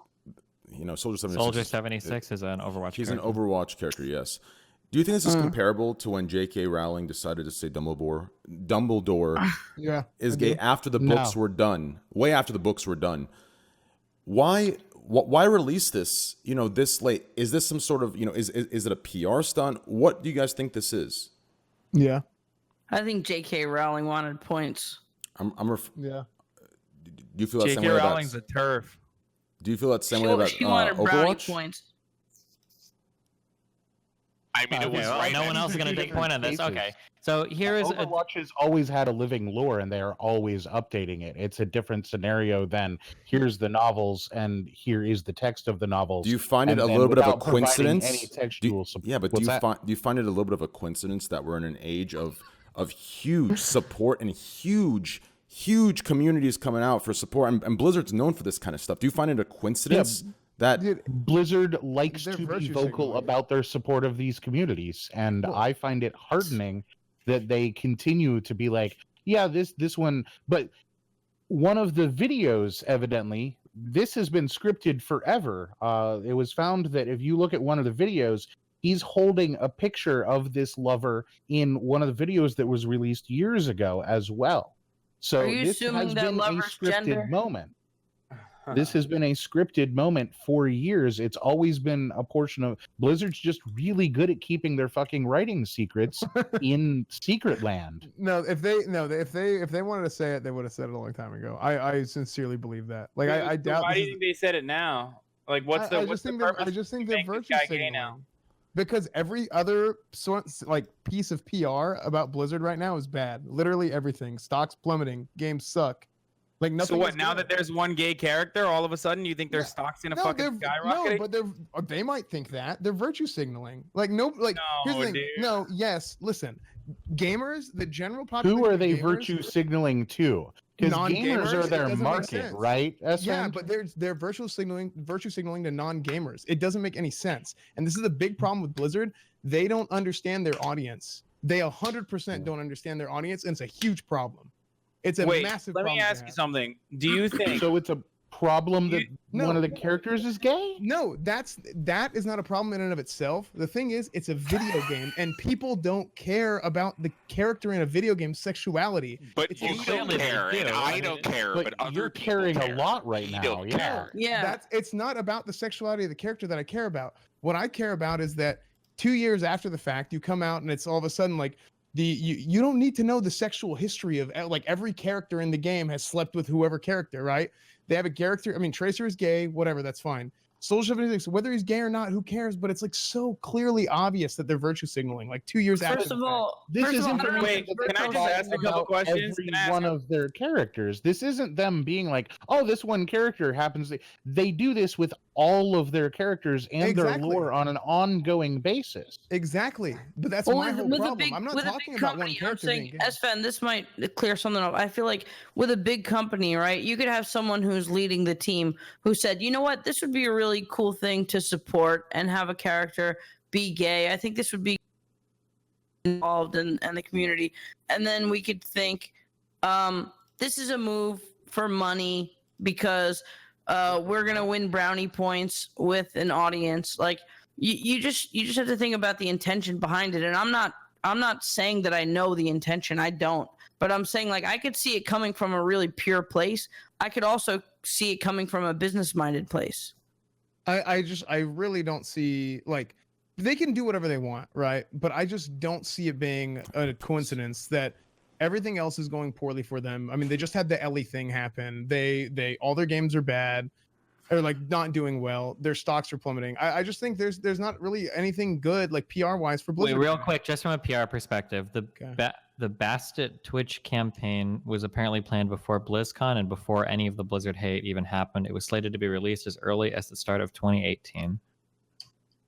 Okay. Somebody that works at Blizzard told me that. I don't know. So, as friend, couldn't two things be true? Couldn't they have planned Soldier 76 to always have been gay from the beginning, and also maybe have just pushed up the release of the comic sooner because of all the bad shit that has been around Blizzard? They My didn't just point isn't decide just that last alone, week though. that Soldier 76 was gay, and now we're going to release that he's gay. Yeah, well, that's to try to not get my points from point the alone, internet. right? But that's not my point alone. My point is, I'm talking about kind of like what Albert put up. It's the entire universe of Overwatch. Like gamers don't really care about like the sexual orientation and the sexual history of every character in a video That's game. not Some gamers why are do you so care. mad about it? Do not care about this, but a lot of people really do Yeah. care that Tracer is Yeah, gay. you- They identify with Tracer. There's- you they can't they speak play for the game everybody. because Tracer is like an Wait, icon. Okay, And I gotta the go. way I gotta that do they this. I treat gotta do their this. lore I gotta do is this real quick. one of Okay. the main reasons that they have such a huge female player base in this game compared to other games. Okay, so this is an argument that I used to put forth all the fucking time, and it's total horseshit. So this idea that people don't care. So if you go back and you find videos 8 years ago, so I would always argue against like representation of media because I don't think it's important if main characters look like you. That's not something that I don't think is ever really important. And I genuinely feel that way. So I've been to different countries around the world. I've been to South Korea, I've been to Taiwan. I don't care if everyone around me is Asian. It's whatever. Because I personally, very individualistic. That's just how I am. Now, there is a good chance, a higher than average chance, that everyone else in this call is also the same way. Because that's how we make our living, okay? So we have to, from the outset, we have to understand that everyone in here is probably an exceptional person, such that we are an exception to the rule that most people probably do like to be represented in media. When I started to notice this massively was several years ago when I made these arguments that I don't care if everyone in the media is white or Asian or black or female or whatever, you guys shouldn't care either. Everyone else supported that argument, but only because it was already the status quo for every single character to be white, straight, and male. And one thing that I started to notice is when you talk about like not caring who the main character is, I still feel that way. So when movies like the female Ghostbusters is made, or when women are put into video games, or when FIFA has a main character that's Hispanic, I still feel the same way. I don't give a fuck. That's cool. If these guys are different, it's whatever. I don't care. But everybody else flipped fucking shit, which kind of made it seem like, well, wait, hold on. It sounds like you actually do care. A lot of people got mad about Black Panther shit and SJW shit, and a lot of people got mad about fucking female Ghostbusters and the female Ocean's 8 movie or whatever. And it's like, well, why? Because they're women, blah, blah, because you're doing anti-male narratives. And now when we talk about something like Soldier 76 being gay, this idea that, well, people don't care about the sexuality, that's bullshit. Because if it would have been a random reveal where there would have been like a picture of like him and his wife in the background, nobody would have said it. We wouldn't even be having this conversation. In fact, 90% of the people in this podcast wouldn't have even known that comic was written because heterosexual people are assumed to be the norm. And this is one of the things that kind of feels shitty when you're gay is that if I were to write a straight character in a movie, So no one would even question it for a second. But if I were to write a gay character in a movie, all of a sudden it's like, well, why is he gay? What's the story reason? There has to be like a narrative There behind always this. has to Like, be why a are you doing this? Like, justification for yeah. homosexuality. Yeah, and you're literally like asking somebody to create an in-universe justification for something that exists in the real world without Well, justification. because that movie is going to have a stigma, right? Because there's a stigma attached with being gay. So Well, there are but going the to be thing I'm more trying to say- questions at being asked. There could be more questions to be asked, but what I'm trying to say is that this is, without getting too deep into political arguments, right? Every single act is political. If something doesn't feel political, it's because what you're doing is you're supporting the status quo. And that sounds really shitty to hear, but we could make a million movies with all straight white guys and nobody would ask a question. And then as soon as you put somebody different in, somebody's like, well, hold on. Why does that cast have to be all women? Why does that have to be a gay person? Without ever stopping to think, well, hold on. If that was a white person, I would never ask, why does it have to be a white person or why does it have to be a straight person? But now that they're gay, they require a justification. And that requirement of justification in and of itself can leave some people feeling kind of shitty. Well, fuck, I'm gay in the real world and I don't have like a reason for being gay. Like I just am. Like, can't there just be characters that exist in another world that are just gay? Like, does that have to be a PR stunt or does it have to be done for brownie points? Like, can it just be a thing? No, it can my be. whole point is that it just shouldn't matter. Like I don't know. I don't. Well, but again, to what 90% other of people, game- it what other doesn't. game does this? It does, well, but- it's just lore in like a comic. Like if you play normal Overwatch, nothing has changed. Like Soldier Right, 76 what is isn't going to be shooting flaming dildos from like his enlarged asshole or something. Right, Like, of so like, course. why get mad at it? Like if I was playing a game and they released lore comics, like 99% of the time I was like, I don't give a fuck. I don't care. Well, I don't know like, any of the lore of it- League of Legends, but like, I think my- what my I think what point is, S like, it should be I about think what gameplay. S fans saying is but lore is never about gameplay. I think what It's just lore. I think what S fans trying to say is that he feels he has no problem with Soldier 76 being gay at all. Yeah, I don't He care. just feels like he feels like it's a disingenuine thing Blizzard's doing just to get points. That's what I think. I know, and that's what what I'm he's telling you. saying. What I'm telling you is the fact that you think it's disingenuous, the fact that you think there needs to be a good reason for him to be gay, that's like the problem. That's what people No, take but issue it's with. not. It's not just a problem though. It is an argument, right? I don't know the answer, but you have to think there's a different question, right? Like, okay, say a gay person writes an independent screenplay. It could be about their life. It could be about a gay character, and it's just really from the heart, right? It could be very gay centric. You might not really question their motives as much as a big business making what shouldn't be a bold statement, but is still kind of a bold statement. Of this is a character that's gay. Now you have to ask about their motives. I don't know if their motives are bad. I don't know if they have bad intentions or if it's just about money or if it's just about like, look how PC we are. Look at us, a video game company that's putting a gay character in. But you still, when you think about a big business that's fueled by money and fueled by like PR and stuff, it's definitely at least a question. Well, Yeah, but representation what is a Destiny was question, but just then- saying Oh, is, God. if that same gay author that you're supposing writes this one powerful gay movie, and then they go on to write 4 more, people at that point have started asking, well, why are you only writing about gay people? But if you write 5 fucking straight movies in a row as a straight person, nobody asks a goddamn question. People deserve that representation. The people that care about it are caring about it. And why do you have to shit on the people that want Soldier to have a backstory and are thrilled that he is gay? It's not about that. It's just about like what the potential motive is by a big company what difference making this move. What difference does it make if everything that companies do, they operate under the profit motive? So everything that they do, whether Soldier 76 is gay or straight, doesn't matter. They're doing it so that they can market it more effectively. And if they want to target the gay audience, or if they want to include gay representation in their video game, as they've done with Tracer and now with Soldier 76, they have every right to do so. And I having agree, a conversation. And having a conversation around like, oh well, why are we even like discussing this? Who gives a fuck? Is a little disingenuous, because I don't think that I think that there are obviously people who are upset about it. I don't give a shit personally. Like I play Overwatch every now and then. I'm not very good, but I don't give a shit if he's gay, straight, trans. Who gives a fuck? But like genuinely, the people who are like, oh well, I don't care that he's gay, but why are they doing this? Makes it seem like you do care a little bit, or you care about something, and I'm just trying They to should understand do whatever what it is. they want. It was just a question about like morals and like if this is a pure-hearted thing or if it's just a money thing. Yeah, I but mean, like even like this is one of those questions where, like, even if it was a money thing, right? Like let's say somebody did that. Let's say that you find out that somebody like fucking cures cancer, and then like they put a huge plaque up. Like nobody's gonna walk into that guy's house and be like, okay, why did you cure cancer? Was it literally just to get fucking honor and fame? Like, nobody cares. Like, let's say that they were pandering and they were doing it just for more money. Like, what's this? You're doing greater representation in media just because you want to make money. I was like, okay, well, that's fine. That's cool. You're still pushing a value. That I think it's most fine people in either society way. actually But share. when Sven brought up the question about like why did they do that, then it kind of made me see like two sides to the story of like thinking about a single person doing something from the heart or someone doing it for for money or publicity. Do you not think that there are gay writers and gay creators working at Blizzard? Like, do you not think that they probably were doing it from the heart because it's important to them? I'm and not if they saying were they children, do. That's why I said in the beginning, I said I don't really have the answer. I really have no idea. Sorry, I don't want to like seem like I'm being confrontational towards you or anything like that. Fuck them up, dude. Yeah, Nobody cares. fuck me, No, fuck me but up. I like- said in the beginning, I really don't know. We're not gonna have the answer to this. You know what I Fucking mean? take And 'em it's out, not. dude. It's not a big deal either way. This is something that I don't understand with like female representation. Whenever this becomes a point of contention, it's not something I understand when it comes to like gay representation. These people exist. They work at Blizzard. They are gamers. It's totally understandable that they want to see more representation of themselves. And like, what, 98% of the fucking characters are already like usually already just males. So who gives a fuck if there's like straight males? Who gives a fuck if there's like a gay one? Even if it is for the profit motive.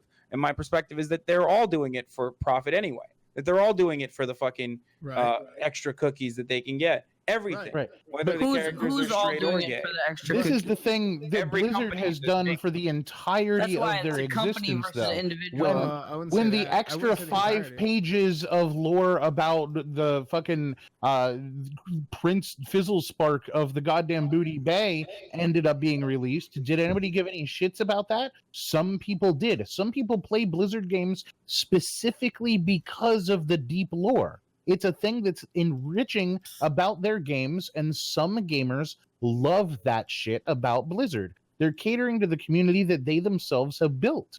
I actually think there's a disconnect between both sides here. I mean, personally, I don't give a shit about the fucking lore, about the story for any of these games. I don't care who's dating who in Overwatch or League of Legends. I don't give Here a fuck comes the hot take. about any of the story in there. And personally, I'm rallying against every day against Jeff Kaplan to fix the fucking meta, to make the balance better, to put in role queue, to put in solo queue, to fix the matchmaking. Like, my personal like intentions are to fix the actual gameplay. And for a lot of Blizzard fans, they want the gameplay being fixed, and they don't want so much of the story and the lore. Oh my god, please stop. And This at is the the same lowest time- IQ. This is the 25 IQ argument. Like, if we could just pull... Just wait. But I will say, I know a lot of people at the same time who want a black woman in Overwatch. And all they care about is to get a black female into the game. They don't give a shit about the fucking balance of the game. They don't care about the matchmaking. They don't care about the fucking, how the role queue and the That solo was queue mostly works. me. I They have a lot of only- accounts though. all they care about is that a black woman finally gets into the game. And there are people that don't give a shit about the lore, and there are people that don't give a shit about the gameplay, and neither seems to want to understand the other side of like how a company is supposed to work with video games, which kind of have both a lot of the time. This idea that like there's two we could different just pull teams. artists off of like a project and just make them coders is like the people that work on these are totally This fucking is true. separate. This is true. Yeah, there's two different teams, but like that doesn't change what the players want. Like there's people should not think that okay, like just because this thing came out that took away from something else. No. But that's how people feel, right? Sure. Yeah.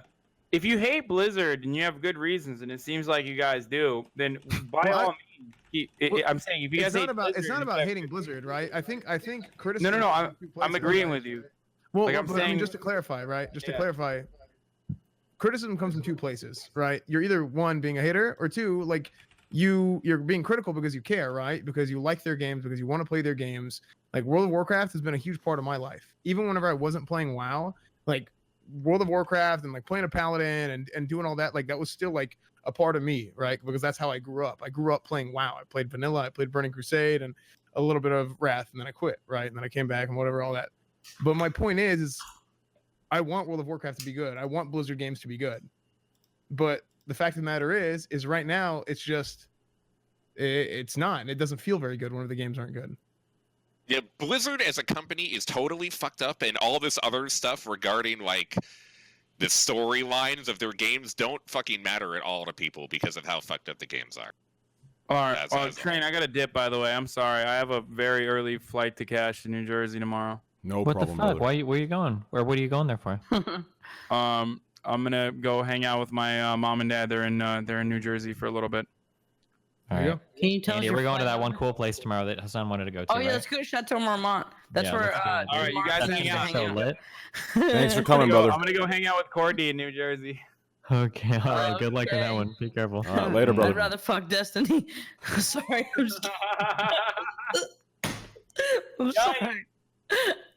Guys, huge shout out to Hassan Abi for showing up. Guys, check his channel out. YouTube, The Young Turks, and Hassan Abi on Twitch. Yeah, and Hassan D Take care. Piker on Instagram. All right, peace, boys. Wait a Thank minute. you. Oh god. Okay, yo, I have a quick question for you guys. Okay, I have to mute for What's a your second question? here. No, I have to mute for a second.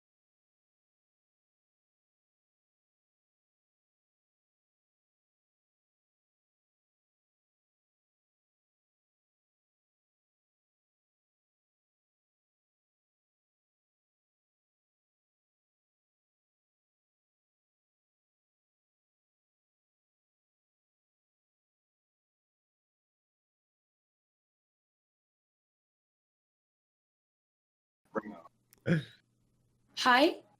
Hey, what's up? Oh my! Wait, my cam is not. Is that Candy? That's Candy Yips. Candy. Candy. Man. Is your What is OBS wrong? open? Oh wait, yeah, wait. No. There you go. Hey, Candy. Hey. Hi. Hello. How are you doing? What's up? Good morning. Good morning. How are y'all? Good morning. Good, good. I'm packing some fucking snooze, Swedish style. Oh. So, Damn. so earlier, before we change topics here, I think Alro, was it you that brought up something about? Since Candy's here, Candy, I'm just gonna ask you the question. Correct me if I'm wrong. If this was kind of the gist of what was going on, and Hassan left unfortunately, but I think he was talking about this as well. Do you feel as if when a female character is the Wait, main? we unmuted, right? Yes. Okay, just making sure. Sorry. It's okay. Do you feel as if when a main character of a game is a woman, does it make you more passionate to play it? Do you feel like does that make sense? Is that kind of what the gist we're going after, Alibril and Destiny? Oh. Well, not really. I mean, that is, but I would never. Tangentially involved. No. Yeah, I would never ask an individual about this. That sounds really bad, but. No, it's okay. It's okay to ask, but no, for Well, me. no, I it wouldn't doesn't ask because I might horribly disagree with you. Oh, okay. Well, for me, it doesn't matter. I like when a character is cute. That's like what I go for. Like in League of Legends, I only play the cute characters. Did you just get back from sauna, Candy? You look a little flush. I just showered, and I think Okay. like my cam is How like long did you super shower red. I don't know for? why. Yeah, you're one of those people that like puts it on full hot, aren't Just you? kidding. Wait, yeah, yeah. Yeah. So Candy, you actually don't give a shit about what the character does, like their moves or anything. You just care that it's cute. Well, not. I don't know. Like in Overwatch, for example, like McCree is like the only, like for me he's like the easiest, so that's why I play him. But he's also like hot, so. But you want to fuck McCree? Wait, I don't play McCree were the shit either. So do you play McCree because you want to fuck McCree more, or because he is a hitman player? But because what he does, and also because he's cute. Like it needs to be both, I think. True. But True, I agree. you agree? No, you don't agree. That's why I play Mercy. That's why I play Miss Pac-Man. I really want to fuck Miss Pac-Man. She's really hot. She has cool lipstick. Man, She gobbles there's dots. one thing Miss Pac-Man's good swallows. for. She can She swallow. swallows. Yeah. Yeah. Oh Sorry, I my beat you to God. it, bro. I can't let you have it. That's fine. You were setting it up. I was just looking to sneak in on it. Hey. Jesus Christ. Hmm. All right, so this next topic, I'm actually very curious about this one. A North Carolina school where a large amount of families claim religious exemption from vaccines is facing the state's worst chickenpox outbreak in more than 20 years. How do you feel Big about this fucking whole surprise? How do you feel this whole anti-vaccine thing? I mean, should people have? I mean, Wait, I don't drag think them the all into a anti- the goddamn anti-vaccine alley and isn't a religious vaccinate them thing. from everything. Is my opinion. I mean, like a spray, Like pesticide? with a bullet. Oh, Wait, what did you say about vaccine? basically, So in the United States, there's actually, I'm sorry, this just It's called isn't in just the cleansing. US. It happens a lot in Europe as well because you guys are facing it. Was it all of Europe or was it just the UK was having problems with measles coming back as well? Because a lot of people that are against vaccines now, they think that they cause problems with your children. Oh, yeah. Was it Italy? Sorry. I've seen that. No, it's in Sweden too. Like they have like groups on Facebook, like why we don't vaccine our kids, Yeah. stuff like No, that. if there's one thing that gets me goddamn hot, it's anti-science shit that fucks other people up. The thing I- that gets me hot is Scientology. dude, I get like I love the really lore. hot and bothered. Oh man, Xenu. Xenu has a big ass dick.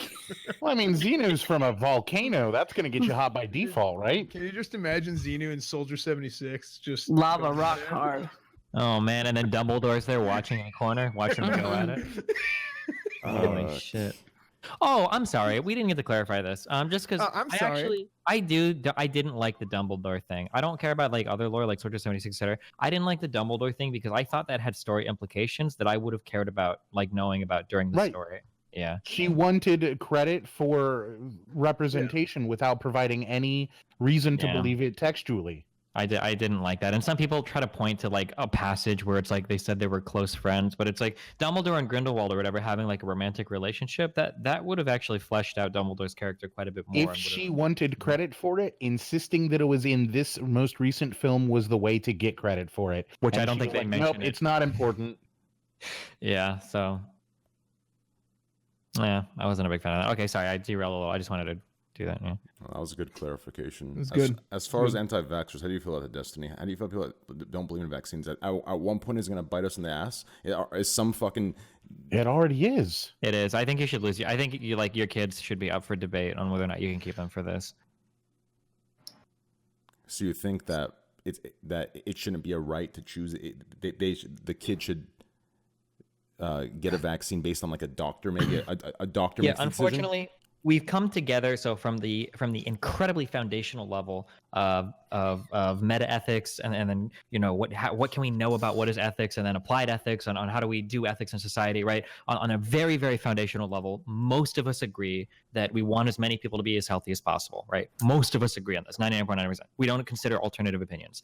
So assuming that we're all working from that foundation, we have these things called vaccines that actually eliminate entire diseases. It's amazing. Vaccines are one of the most amazing medical advances we've ever made ever.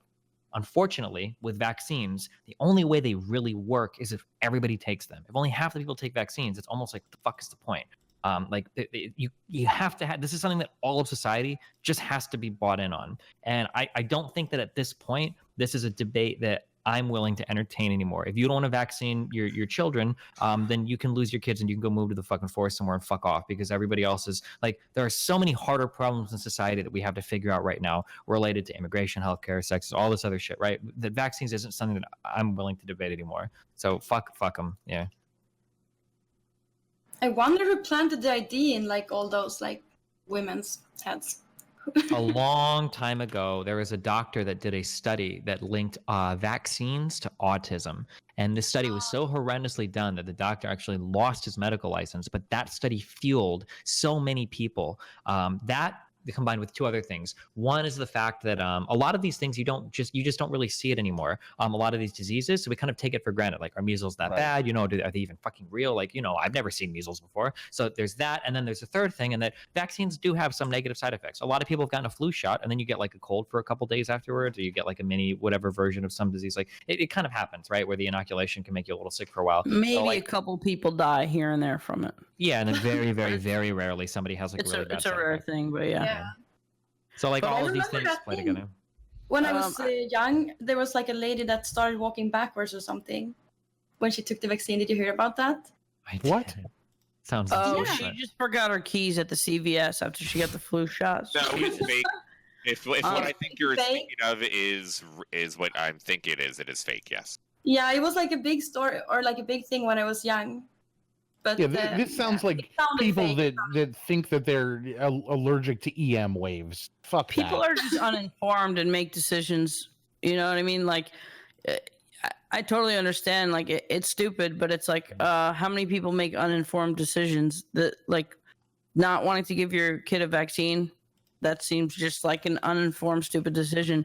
What's more ridiculous is like, I mean, if you could fathom so many people on this planet like just completely buying into religion and everything that goes along with it, and then you can't fathom someone questioning some like shot that you have to take, like, I mean, But here's the thing that I think Destiny might be thrusting at a little bit too, is these people are making that choice, and their we children. all widely agree that your right to swing your fist ends at where it connects with my face. And the problem is we need herd immunity to protect the children who are immunocompromised. yeah. They end up catching this shit and dying from. They're the ones that will die if they catch it, because some asshole decided that they needed to do some stupid science bullshit. I agree. When uninformed decisions lead to innocent deaths, then it's something that you have to take very seriously. Yeah. Yeah. Indubitably. I have to agree with that. I mean, this whole vaccine thing seems a little ridiculous to me. But anyways, on a much Lighter note. Yeah, on a much lighter note. Hold on, I lost my train of thought. Okay, anyways, yeah, so there was a woman that allegedly sent 159,000 text messages over a 10-month period threatening to make sushi of a man's kidneys. I'm wondering, just on a lighter note, for personal experiences, have any of you had any of you have these crazy ex experiences? Have you ever met some, like Candy? Have you met a crazy boyfriend or a crazy ex-boyfriend or a jealous fan? Or any of you had any crazy shit storms of relationships? Let's start with Candyland in the top right. Well, right. Well, I'm sorry to this guy, but there's a guy right now who's been really crazy, like acting a little bit crazy. Someone who found me through my stream, like writing constantly during the day and in chat and in my Discord. He even, like, when I went to New York for New Year's Eve, he really thought, like, when I was on the plane, that I came to Canada to see him at his work. Like, he said, like, Candy, you can't go, like, you can't come to my work. Wow. Yeah, and I was like, no, I was in the plane on my way to New York. I didn't stop in Canada to see you. And he was like convinced I was. But I mean, I think using that large number, I think we need to reframe that. That's only 22 texts an hour, okay? I have a really quick one. This girl smashed my head against, in a club, sometimes there's a place where you could put your drinks down. The bar? No, like Not like the bar. table, It's like little if table you're or at whatever. like the dance floor, sometimes there's like maybe like a little metal rest where you can put your drinks Yeah. down or something. like the little shelfy things, right? Yeah, a little shelfy okay. thing. Yeah, it was. Oh man, Hollywood girls are fucked up, man. This girl smashed my head against it. I wasn't bleeding or anything, but she hit it pretty hard. And earlier, I was like in a cab or a Uber with her or whatever, and Dr. Phil's there, Yeah, you and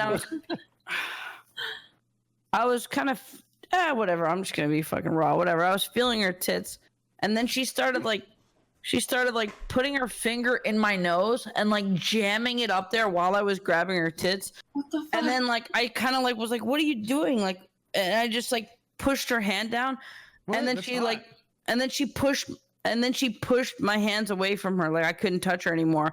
And then she started putting her finger in my nose again, but like just like jamming it really hard. And then so later after the club thing, I put her in a cab and I was like, yeah, just go home. And then she wanted me to come with her, and I was like, no, you're being a bitch. And she was like, started crying. It was like outside in front of paparazzi and shit. She was just like, I've never been felt so ugly in my whole life. Like, and then you know, I probably got question, maybe. Did she go like 2 fingers, both nostrils, or did she go double? Is this just a person that was wild at a bar once, or is this a crazy stalking ex story? Or just It one? wasn't stalking, but like no, I mean it was more than just a one-off thing, you know. And then but this was like kind of the straw that broke the camel's back. But I've gotten like probably maybe 1,000 texts from her of like the craziest shit ever. I wish I still had chat logs of it, but yeah, I mean,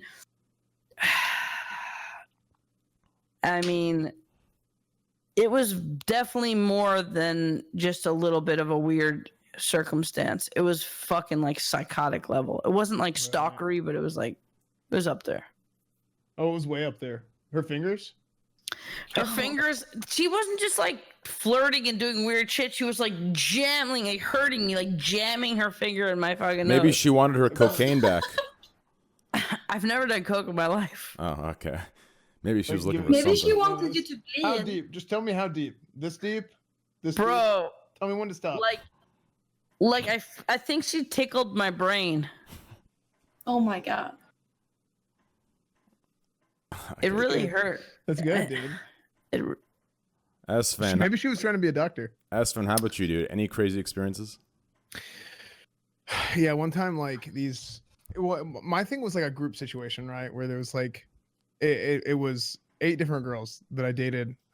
This was freshman year of college. At the same And- time? No. Throughout the course of my freshman That's year, at least up to this Oh my point. god. Okay. Yeah, up to this point. So this was like 2 months in, and they were just all like really upset because like I just like I would show them like, you know, a little bit like, hey, whatever, and I noticed like, hey, this is not gonna work out, so I let it go, and then I would just move on to the next one, and they just got all upset because they were like, hey, you know, we all wanted to do this thing, and it just didn't work out, and it was like a conglomerate, right? Like it was almost like I had a monopoly, like in the entire dorm, like the whole like 3rd floor was just S-fan territory, and it wasn't good. Like the guys were pissed, the girls were pissed. There was a professor that lived in student housing, this faculty and housing program that they had. He was pissed. Wait, It was what not are a they good mad thing. about? They were just jealous, all of them. Because he had everything locked down. Yeah. It was Okay. bad. I think he's memeing. Are you joking? Yeah, I'm joking. See. Ah, okay. See, How I was I had the assumed first one that to this catch was within that? the realm of reality. Damn. Well, I mean, of course it's in the realm of reality. Like, I mean, come on. But no, I got nothing. Move on. Destiny, what about you, dude? What? I haven't like crazy like stalker exes or anything. No, I don't think so. Really, nothing at all. You nothing related, even Destiny. Does that I mean, have to be I was in stalker? like my first 2 relationships were super crazy, but I mean, like not like stalker crazy, like the yeah, I don't know. I mean, wait, what's the question exactly? Have you had any crazy experiences with people or ex-girlfriends or a relationship in general of just psychopathy, just insane, crazy shit? From their side, not your side. Okay, you ready? Yeah. Okay, here we go. Here's my. I've got, for some reason, I've had a lot of fucked up relationship shit. Okay, so my first serious girlfriend I had for probably 4 or 5 years. I've got plenty of stories related to this, but we'll just run through a couple. Basically, so my parents moved away when I was about 16 years old, was when my dad moved, and I was with my grandma. So me and my girlfriend got fairly close. When I was 18, both of us moved out. We were working. We were able to find an apartment. We moved out. We've been on our own since then. Because I was working so much and because we were kind of on our own and didn't have much help, all of my free time was going into work and school. So as a result of this, my relationship kind of suffered because my work and school schedule was horrible because I worked overnights at a casino, and then I worked day, and then I went to school during the day. So all of my free time was spent sleeping. She started to become, I don't know if I would say resentful. She was like fairly chill, but she obviously had no time with me. Relationship suffered horribly as a result. It got to the point to where a million different things happened with this, but here's one of them. It got to the point to where she suggested an open relationship. She was like, hey, well, like, what if we fucked around with other people? I'm not a very jealous person. I don't usually care if someone's with me. It's because they want to be. If they don't, they can fuck off. And so I'm like, yeah, sure, whatever. Like, you can go and do shit. Doesn't matter. I can focus on school and work, and we can hang out whenever. I don't give a fuck. So we did this, and she, because people always fuck the coworkers, I guess, decides to fuck one of the other supervisors at the casino where I work, which leads to like a whole slew of like really fucking awkward shit. However, for the most part, I still don't generally care. But then it gets to the point to where I start to kind of like, I don't know if I'd say fall for or get into a sexual relationship with another one of the coworkers. And so what ensues is this insane dynamic of her fucking one of the other supervisors that worked alongside me at the casino, and then me. Again? Well, they had like a semi-regular thing, but not really. But then I was having a sexual relationship with another one of my coworkers at the casino. And while this was happening, she would always insist that she didn't care, that it was fine, I could do what I want. But I would like wake up to her randomly, like trying to beat the shit out of me. Like I woke up one time, she like threw a fucking vacuum cleaner at me when she came in the room. I remember that I was sleeping on the couch once, and I woke up to her like kicking me, like screaming at me and shit. And yeah, we kind of did this like on and off thing, like an insane. It was very fucking insane for a large period of this relationship. But there would be days where like I remember I would get in my car to go to work, and she would come downstairs and she would get in her car, and I'd be like, what are you doing? Like, you don't have to go to work. And she'd just like slam her door into my car like 20 times. And I'm like, okay. And I would like pull out and go to work. There was one time where I went to leave for work, and I noticed that her car was already gone. And when I drove out, I noticed that she was parked at the other end of the apartment lot watching me. And I think she was waiting to see if I was like going to the other girl's house or whatever. And I'm like, what? Holy shit. But anyway, yeah, that was my life that was like one crazy thing. There you go. Wow. I gotta ask you one question about that. What's up? When you were in the situation, were you completely like in fluid state in the moment, or were you like hyper analytical about like what was going on? So my problem growing up, and this is a problem that I carry with me to this day, is that I think that I am very emotionally detached from people in general. So, I mean, in one way, I could say I was hyper analytical. That would be like a good way to spin it. But in another way, I was very socially or emotionally stupid. So the problem that I've always had with women growing up is that I didn't understand that my detachment left the other person feeling like they had no recourse. So if they wanted to get me invested in a problem, it would usually turn to physical abuse, because any amount of screaming at me or guilt tripping me wouldn't care, right? Because I didn't really give a fuck. So yeah, Last I mean, like, question: did she ever hit you with cardboard? No, man.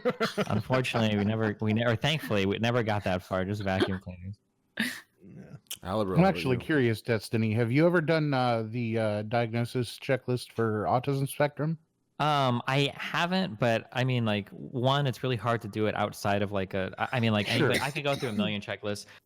Two, I mean, I don't think I'm autistic because I have a pretty good time understanding what other people think. Although I do have to think about it a lot, I guess. So I mean, it's possible there's something there. But yeah, I don't know. It's one of those things where there's like 15 different checklists that I could theoretically Right. meet. The reason I ask is because I'm not technically on spectrum, but I'm very close. And a lot of my viewers compare me to you in the way that we interact. And I see a lot of it. You're very prepared. You very much like to talk about statistics and those sorts of things, and those matter to you more than just about any other Emotional narrative, sort of information. And since I identify myself as near autism spectrum, because I don't get quite an official diagnosis, but I do not deal with the world in a neurotypical way. I would not be shocked if you ended up being somewhere similar. Yeah, it's possible. Yeah, I just have no idea. How about you, Alibro? I have dated a couple of people with some serious neurodivergences. Bipolar X. She was very hot and cold. We'd scream at each other sometimes. Nothing that ever went beyond standard dysfunction in that one. But another one, something psychoid or schizoid. I don't know her exact diagnosis. But it all came to a head one night. There was a profile on Facebook, I think it was, had no picture, and she was definitely trying to get my attention somehow, and I messaged her saying like, are you who I think you are? Not thinking that it was her, hoping it was a different ex, right? And she's like, oh, hi, blah, blah, blah. And we started talking. And it took me a day or two to figure out that this was the bad, wrong ex and not the one that I had thought it was. And so I'm in far enough that just stopping talking feels rude.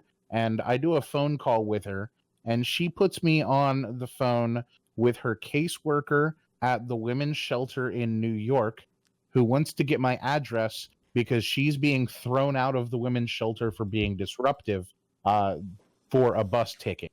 And I was like, I'm going to have to say no to that. Thank you very much, and said goodbye.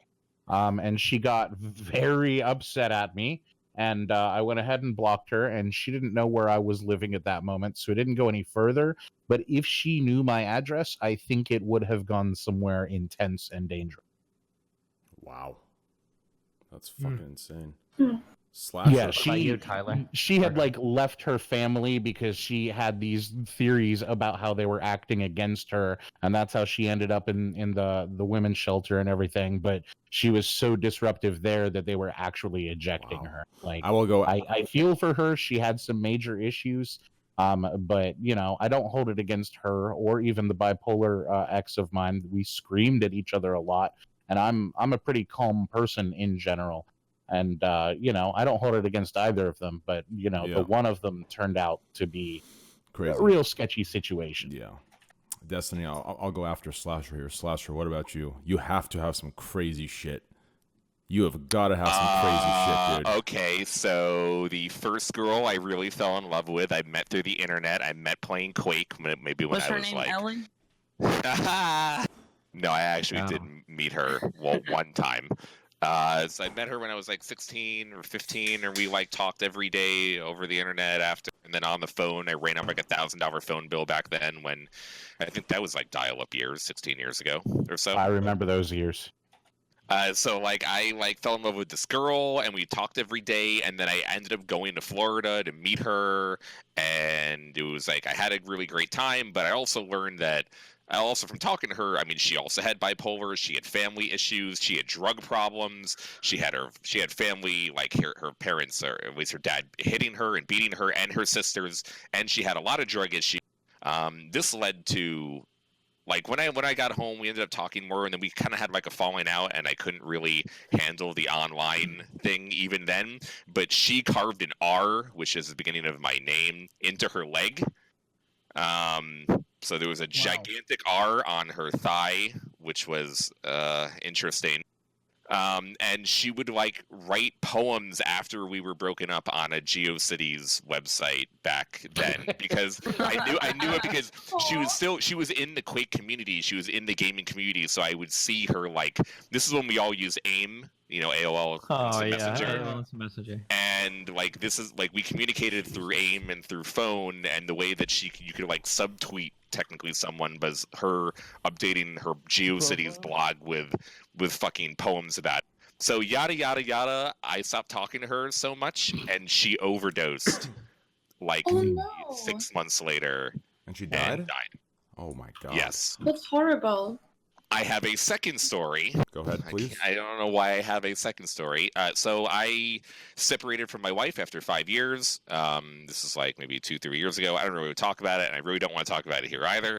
But I didn't date anyone for, I don't know, maybe like a year and a half. I didn't feel like seeing any women. I fucking went into depression. I went off the internet. I played Overwatch every day for 10 hours a day.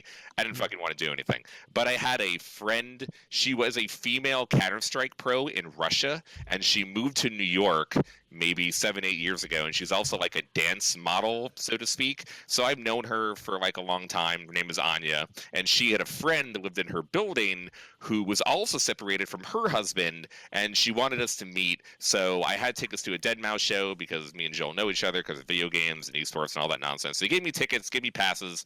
I brought her to the show. We had a great time. I ended up going back to her place and we slept together, and I ended up staying at her place for like a week, and I realized how fucking crazy she is and kind of why her and her husband separated. She had drinking problems. We fucking ended up like we went to a bar like 2 or 3 in the morning. She started like getting crazy belligerent and like arguing. I only known her a few days, and it was basically to have like sex every day, and that was like the plan, and like hanging out was fun and all that nonsense. So eventually at the end of the week I told her, okay, look, I actually have to like go home and try to like do stuff with my life because I haven't been doing anything on the internet. I'm kind of irrelevant right now. I have to like try to get my life back on track. And she was like, no, please don't leave. I'm like, look, I have to leave. I will come back in a few days. Everything will be fine. Don't worry. Can you guys guess what happened? She Whatever. didn't I hope want you he to didn't leave. die. She OD'd. Oh God. No. No. I hope She overdosed Oh, in the bathtub Are you kidding me? from alcohol and from Xanax. Jesus sleeping fuck. That's so awful. That's terrible. 2 overdoses. How are and you 2 feeling? Yeah, it's fucking bad. Oh, I don't talk about my personal life on the internet. And how do I feel? Oh, I don't have a. Wait, you don't have- You asked me for 2 stories. So I'm here to tell a story. I have That no was feelings. heavier than all of our topics together. I have no Yeah, feelings that, at any that of went, these. that went really that went really You have sad. no feelings. What? This is like this is really shitty and maybe irresponsible of me to say, but do you ever actually it probably applies to men equally. I just don't date men, so I don't know. But do you ever like you find a girl and she's like 30 years old or whatever, and she's like super cute. She seems really chill, and you're like, how the fuck are you single? And then you spend some time with her, and then you're like, oh. Has anyone else ever had these moments? Yeah, because she was over Yeah. 30 and she had just separated from her husband, Yeah, and I welcome realized to- very welcome- quickly why that was. Welcome That's to what people Hollywood, say where about you could have me. a perfect 10 turn to a 2 in about fucking 3 sentences. Yeah, holy shit. No. Or a couple swings, depending on how bad. Holy shit. Oh man, me. Okay, I have 2 stories as well. One of them's pretty short. The other one I've told before on my own personal stream. The first is my ex-girlfriend. My last girlfriend was when I was 19, and I had heard rumors, but you know how it is when you think you're in love, but end up finding out it's lust, all that bullshit. So I didn't believe them. But anyways, I had a girlfriend, and it was a completely. At the end, I realized it was a lust kind of thing. It was completely superficial, you know, blah blah blah blah. Anyways, so she would always have to go to the restroom, okay? And my chat's gonna meme me because I always have to go to the restroom. But anyways, she would always have to go to the restroom, always. And at first, I thought nothing of it, you know. I was in my puppy love phase, etc., etc. And eventually, it started clicking to me, okay? And I'm looking at you guys in Discord, by the way. One day, I got suspicious. I'm a pretty suspicious, paranoid person, okay? I followed her out, and I found her going through my parents' mail, trying to, like, find credit card statements and all kinds of stuff, trying to find income, trying to find how much they made, okay? And these fit exactly to the rumors I heard. And that story is very short. It was just the craziest, most I had assumed this disgusting. story That's was going to really believe me. nuts, actually. Yeah, it was actually very, very, very like this is my ex-girlfriend that, you know, at the time we were dating for like 5 months, and I find her going through my opening. Listen, I'm not talking she's going through open mail. I'm saying she's opening my parents' mail, and all of them are American Express, you know, Chase. All of them are bank statements, and it was the most fucking weird thing I've ever witnessed. I've never witnessed it since. I never even thought I could witness that. So that was the first story. Second story, it happened way before, and I was, you know, sometimes I think when, you know, I don't know if some of the chat can relate to this, or maybe you guys in the call can relate to it, but sometimes, you know, how can I say this respectfully? Sometimes booty calls late at night don't always end up to, you know, they don't always end up being the standard you usually aim for. But anyways, the point I'm trying to make here is, so I got into this. I got into a booty call type of relationship. Not I wouldn't call it relationship at all. It was just specifically. It was a type of relationship you're not dating. Yeah. Wait, what? You had like a booty call relationship. You're not like dating, not like exactly. So, anyways, I start having sexual relations with this female, and she obviously, I made it very clear too. I'm very blunt when it comes to these things. Very blunt. I always mention, listen, afterwards I'll call you an Uber home. No sleepovers. I don't do that shit. Like, socks in the bed. Where just like all kinds of weird. The point here is, she started getting really attached and seeing the hookup as more than it was. And when she realized that it wasn't like that for me, she pulled the pregnancy card and she told me she was pregnant and that she was going to, go out and do this crazy shit. And she's pregnant. I have to be with her. All that. She's going to keep the baby. Like, she's going to get an attorney, all this stuff. And at this point, I'm like, fuck, man. Like, this is terrible. Like, this is not, like, if you even knew this person, this is not it, okay? This is not it on any level. We're talking personality. We're talking superficiality. We're talking on every spectrum. This is not fucking it, dude. This ain't it, chief. Exactly. And anyways, I learned that I need to give in, apologize, and I apologized, and I, gave her what she wanted to hear. Unfortunately, I had to stoop down to those levels, gave her what she wanted to hear. And after I did that, I let her know that if we wanted to truly build a real relationship, it's built on trust, and she needs to be honest, and I understand if she was lying. And through that, she ended up crying and saying, yes, I was lying, I just wanted to be with you. And then from there, I said, okay, fuck you later, and I hung up and I blocked her number. So that's exactly what happened, and those are my two stories. Here's my question for you, Train, was there a reasonable chance that she was pregnant? No, there wasn't. Actually, there wasn't a reasonable chance, okay? But I'm very paranoid, okay? And there was one instance. There wasn't a reasonable chance. Does that equal my pull-out game is strong? No. There was one instance where I always go with my condoms. Back in the, I always go with my condoms, okay? I didn't have a condom at this time around, okay? And I borrowed Ape Gang brand condoms? Exactly. I took one of hers. So I thought maybe she put a hole in it or some shit. So that was the only thing that kind of reeled me in when she said that. Because it happened after that situation. So it was yeah, so that was the only thing, but it was just very low chance. There was just no way. Yeah. Unless I have a kid running around, then By the way, go listen to Condoms in a Trash Can by EBZ. Okay, sorry. Isn't there some sort of like pesticide or what's that shit called? Pesticide in the condom that kills the sperm? Spermicide. Spermicide, sure. Oh. Hey, kids are a pest. You can call it a pesticide. Pesticide. Hey, listen, it sounded right to me, dude. I mean, you weren't wrong. Hey, Technically. In a way, I guess it worked. It worked out. But anyways, what topic do we got next? Let's wrap it up with one last topic. You guys down? All right. Do we have a choice? Yeah, you do. Oh. No, I'm just kidding. Hit us up with it. This is another light topic, unless you want to go into a medium topic, which involves TSA and them not getting paid because of the government shutdown. We can go into that and where you think that is. Tracksuit Andy, you didn't get paid? No. What does TSA stand for? Travel something agency? Travel security agency or some shit? Tesla. The transportation. I have no Security idea what Administration. that is. They're the people, if you ever go to the U.S., that like touch you and all that. Yeah, they crazy feel shit. you up. Oh, They're customs. the airline security people. They are the sexual assaulters. No. TSA.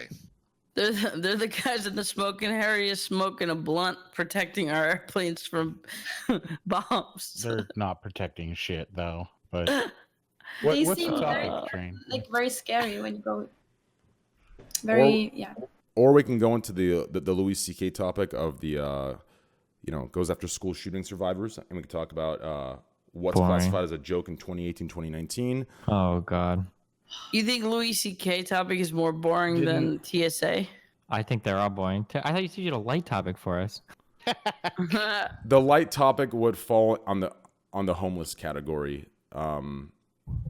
Let's not too light. Well, Yeah, No no. longer I have homeless. Good night, guys. I have a light topic. I think it's a light topic. Sure. What And is I it? think it's kind of serious. Could there You're not actually supposed- be? Don't come up with topics. Oh shit! No, go let them. The new meta. Could there actually be? Sorry, one? this was a meme from last time. Could there actually be an NFSW category on Twitch? I like that For, topic. I like that Not topic. Word.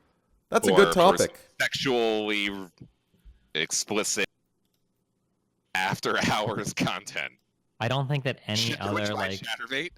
any other non-explicit network has ever done it. Have they? Like, No. Well, Oh my God. okay. Tits What on YouTube. about You can show your tits on Well, YouTube. it would not be nice. not directly, but you have like companies that like Disney that own a lot of like what's it called? Not parent, like Disney's the parent company of a lot of smaller companies that produce like very racy movies. And I think there are some examples of like maybe similar things with websites, maybe similar things for TV networks where there's like a big company that owns a lot of smaller companies that produce entertainment that's like, you know, pretty racy. Maybe not porno X-rated racy, but you know. Kanan, Am I I allowed to feel say Hold the on. CX's name? real quick, let Kanan put her point in, and then you can. Yes. Kanan, go What? ahead. Kanan, go ahead. Oh yeah. Can I go? Yeah. So I think that it would be nice to have a place on Twitch where you could like. I feel super paranoid just browsing like YouTube and Reddit and stuff like that. I don't do it because I feel like I'm scared for something like popping up. So it would be nice to have a place where that is allowed, like something like that. But maybe not. I don't think like porn should be allowed on Twitch. There's other websites for that, but just a little bit more 18 plus. I agree. I agree with that as well. I actually completely agree with that. Or maybe like a opt-in, opt-out for ads. Is that a possibility where, like, you know, let's say there's a streamer that ad companies don't like, or, you know, sponsors don't like, then, you know, that the streamer could be in that section. Even being associated with that content is going to be a thing that the ad serves aren't going to be happy with. Mm-hmm. Something actually, Slasher should be able to speak to this. Do you remember when Pornhub was trying to get into esports with a team? And even like, I think they tried to white label a project and everything, didn't they? Yep, they did. Yeah. Obviously, that's not gonna. I mean, this is not like a realistic question that I asked. Yeah. Like, it's not actually gonna happen. No. Or was you porn? Sorry. I just found like the dude getting a blowjob on Twitch and then the two girls kissing felt way better than the dude beating his wife, or as Destiny says, an altercation between both of them. Don't kink shame. What if I like to jerk off to? Okay, never mind. Oh. Only if they're doing so consensually, Andy. What do you think? I think it would be interesting and amazing. It's definitely going to happen from a mainstream platform on the internet eventually, but I don't think we're there yet. Hey, you do crazy shit on YouTube. That's why fucking the man who can't be named, which I'm not sure if I can name him on You can this say show. Ice Poseidon, yeah. it's Okay, fine. you can't say it's Poseidon. He's able to do like all Motherfucker. types of shit that you would never Oh, think should be man. able to be streamed. You're banned now. I'm worried for him because I'm worried. I can't believe some of the stuff he says and does, and he still hasn't been sniped from that fucking company. Like, it is crazy. I think if he just made videos, maybe, I don't know, man. It's so weird, but like, he gets away with murder. Yeah, I've started paying attention to the Streamers Reloaded videos to keep an eye on stuff so that I can be more informed for this sort of shit. And I'm concerned with the number of times he fucking falls down in a week. Who, Ice Poseidon? Yeah.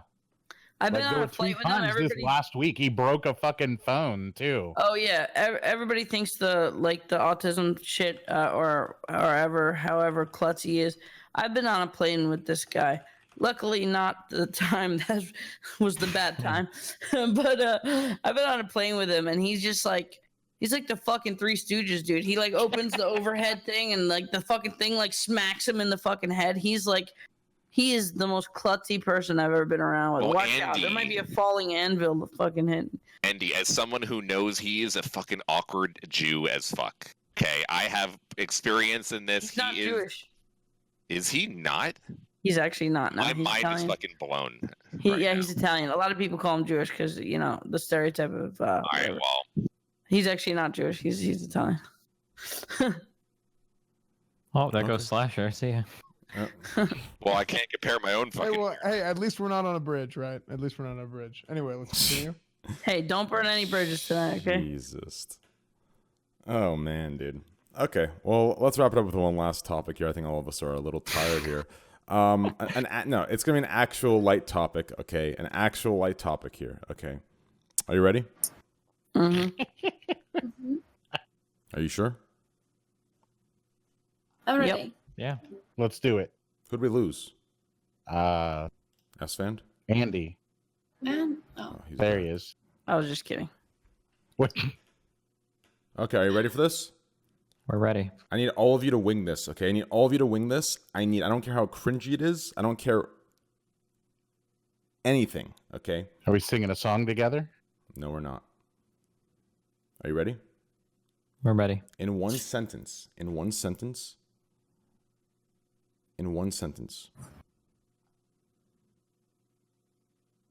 How would you sum up the internet?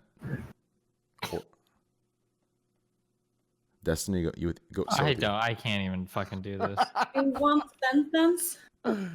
Rule 34. There you go. That's all I No, got. I'm kidding. There you go. Oh my god. Wait, you're kidding? I'm kidding. I was actually thinking about The this. other Okay. question is, where is the strangest place you've urinated or defecated? Are you getting this off like a dumb fucking list? Your like, mom's mouth. Pooped in a urinal once.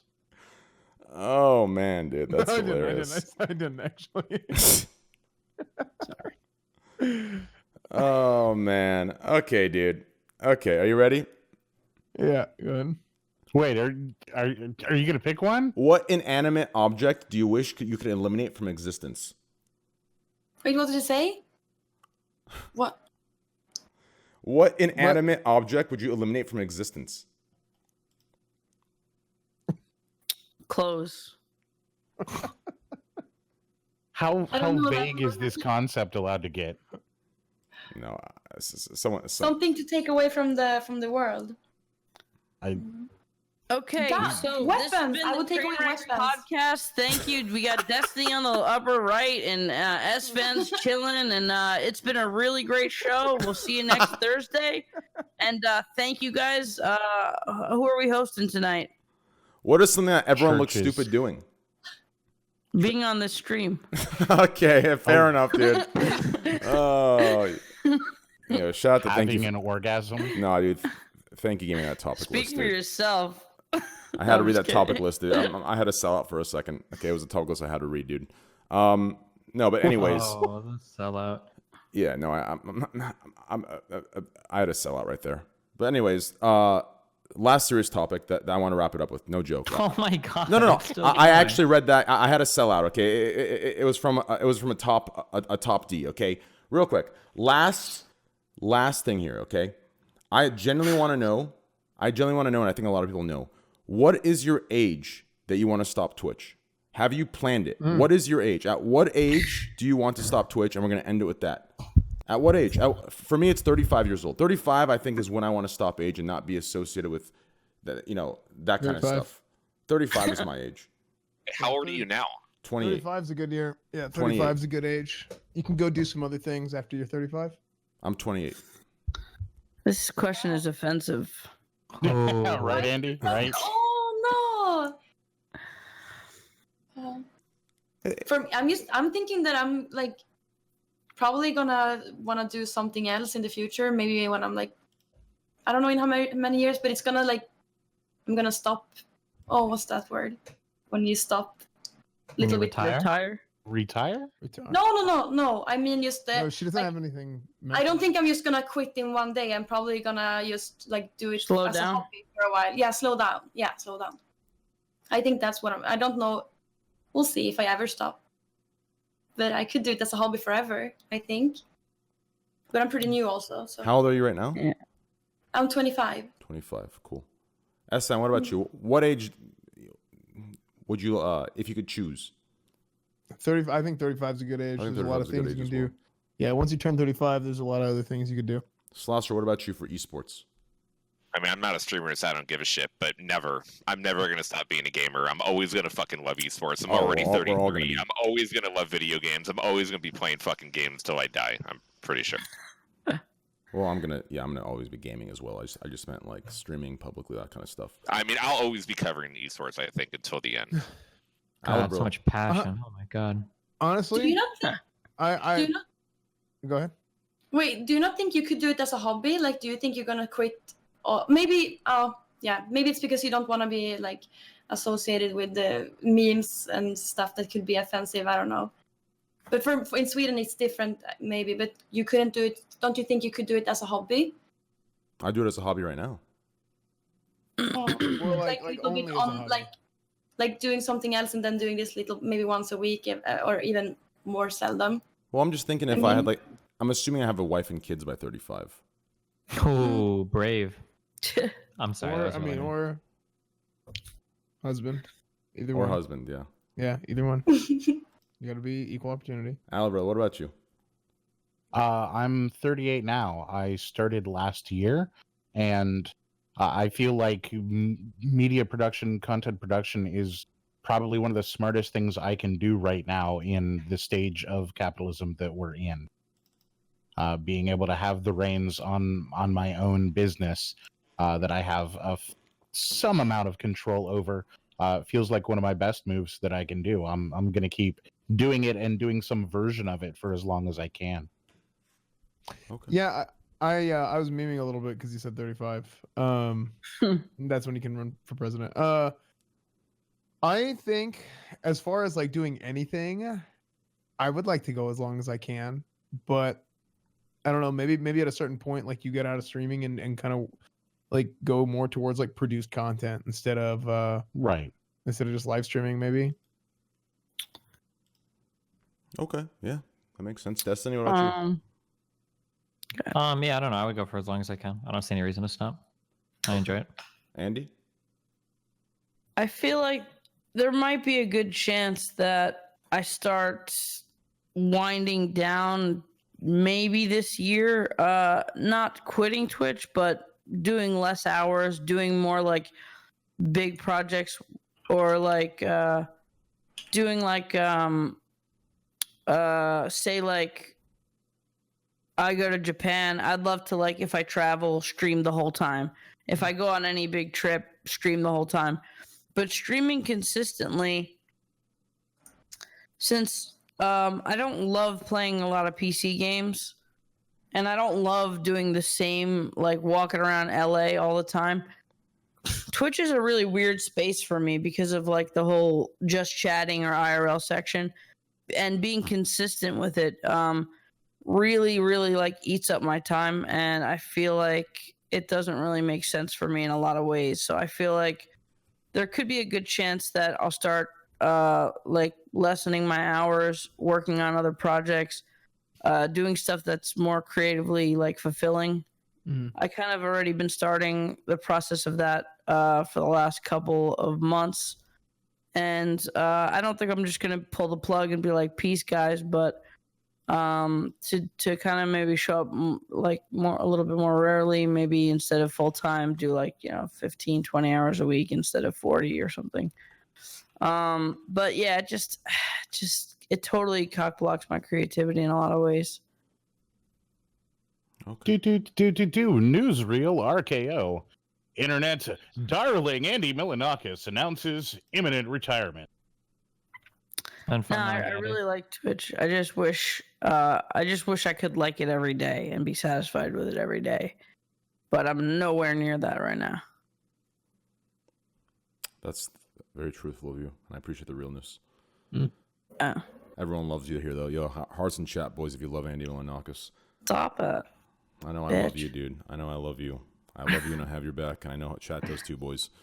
Anyways, though, Thanks, yo, baby. guys, thank you for tonight. It was great. It was a really fun time. Hope you guys had a good time. Candy, I know you're only here for a short period. I'm sorry if it wasn't worth getting ready for, but I hope you had a good No, time it's okay. regardless. Cool. Guys, please follow Candyland on Twitch. It's Kandyland, Candyland on Twitch. Please check her channel out. She's really cool, down to earth, very, very positive. Please check her out, guys. Shout out to SFan TV. ESFAND TV, great guy. Check out Slasher. He was actually amazing, respectful, awesome. I had a great time with you tonight, Slasher. It was actually great. Follow him on Twitter. What's your Twitter exactly? Twitter.com. I have nothing to promote. I'm not going to leech. No Twitter. Okay. You'll find it. Off, God, he's high roading us so hard right now. It's fucking disgusting. Yeah, why is that? Why is I that? don't know what you're talking about, Destiny. High Road, Andy. Check out, guys. Also, shout out to Alebrell for coming on. ALEBRELLE. Is that your full Twitch? Yeah, that's Twitch, Twitter, Insta, Perfect. And then obviously and Gmail. And Gmail. Perfect. And of course, shout out to Destiny, guys. Destiny is a great friend. I love hanging out with him. I love, just he's a good dude. Please give him a follow, guys. DESTINY Destiny. It's right there. Twitch.tv/Destiny. And follow his Instagram, instagram.com/Destiny. Yeah, he's a great guy. I definitely owe him a lot. He supported me. Everyone here supported me. Andy Milanakis has been there for my ups and downs. Shout out to Andy Milanakis for being here as well. ANDYMILONAKIS. Andy Milanakis, boys. Twitch.tv/Andy Milanakis. Please shoot him a follow. Next week we might. Andy's actually Andy might. It's gonna be all Andy. We'll see. No promises, but yeah, we'll see what happens. Next week's topics. I'm getting Keemstar on this shit. Oh God. For next week's topics, we should talk about Greek's return to Twitch. I'm surprised we didn't bring that up. We're not talking about it now, but it was on the topic list. I just wasn't sure what good would come out of it. I didn't want him to feel, since he's not here. I don't know. But anyways. Oh sure. Yeah, I was just trying to not put anyone in any corners. But anyways, thank you all of you for being here. I love you guys. You guys were all awesome. If you have any concerns, please message me. Any positive stuff, message me. I'll see you guys next week if you guys are free, if you guys make it. Thank you again so much. Hearts and chat for these guys. Please follow them on Twitch, guys. This podcast would be nothing without them, especially tonight. They carried a lot. I'm not feeling too well, but thank you guys. I do appreciate it. Thank you guys. Thanks a lot. Hey, peace train. Thank you. Have a good night, guys. Later.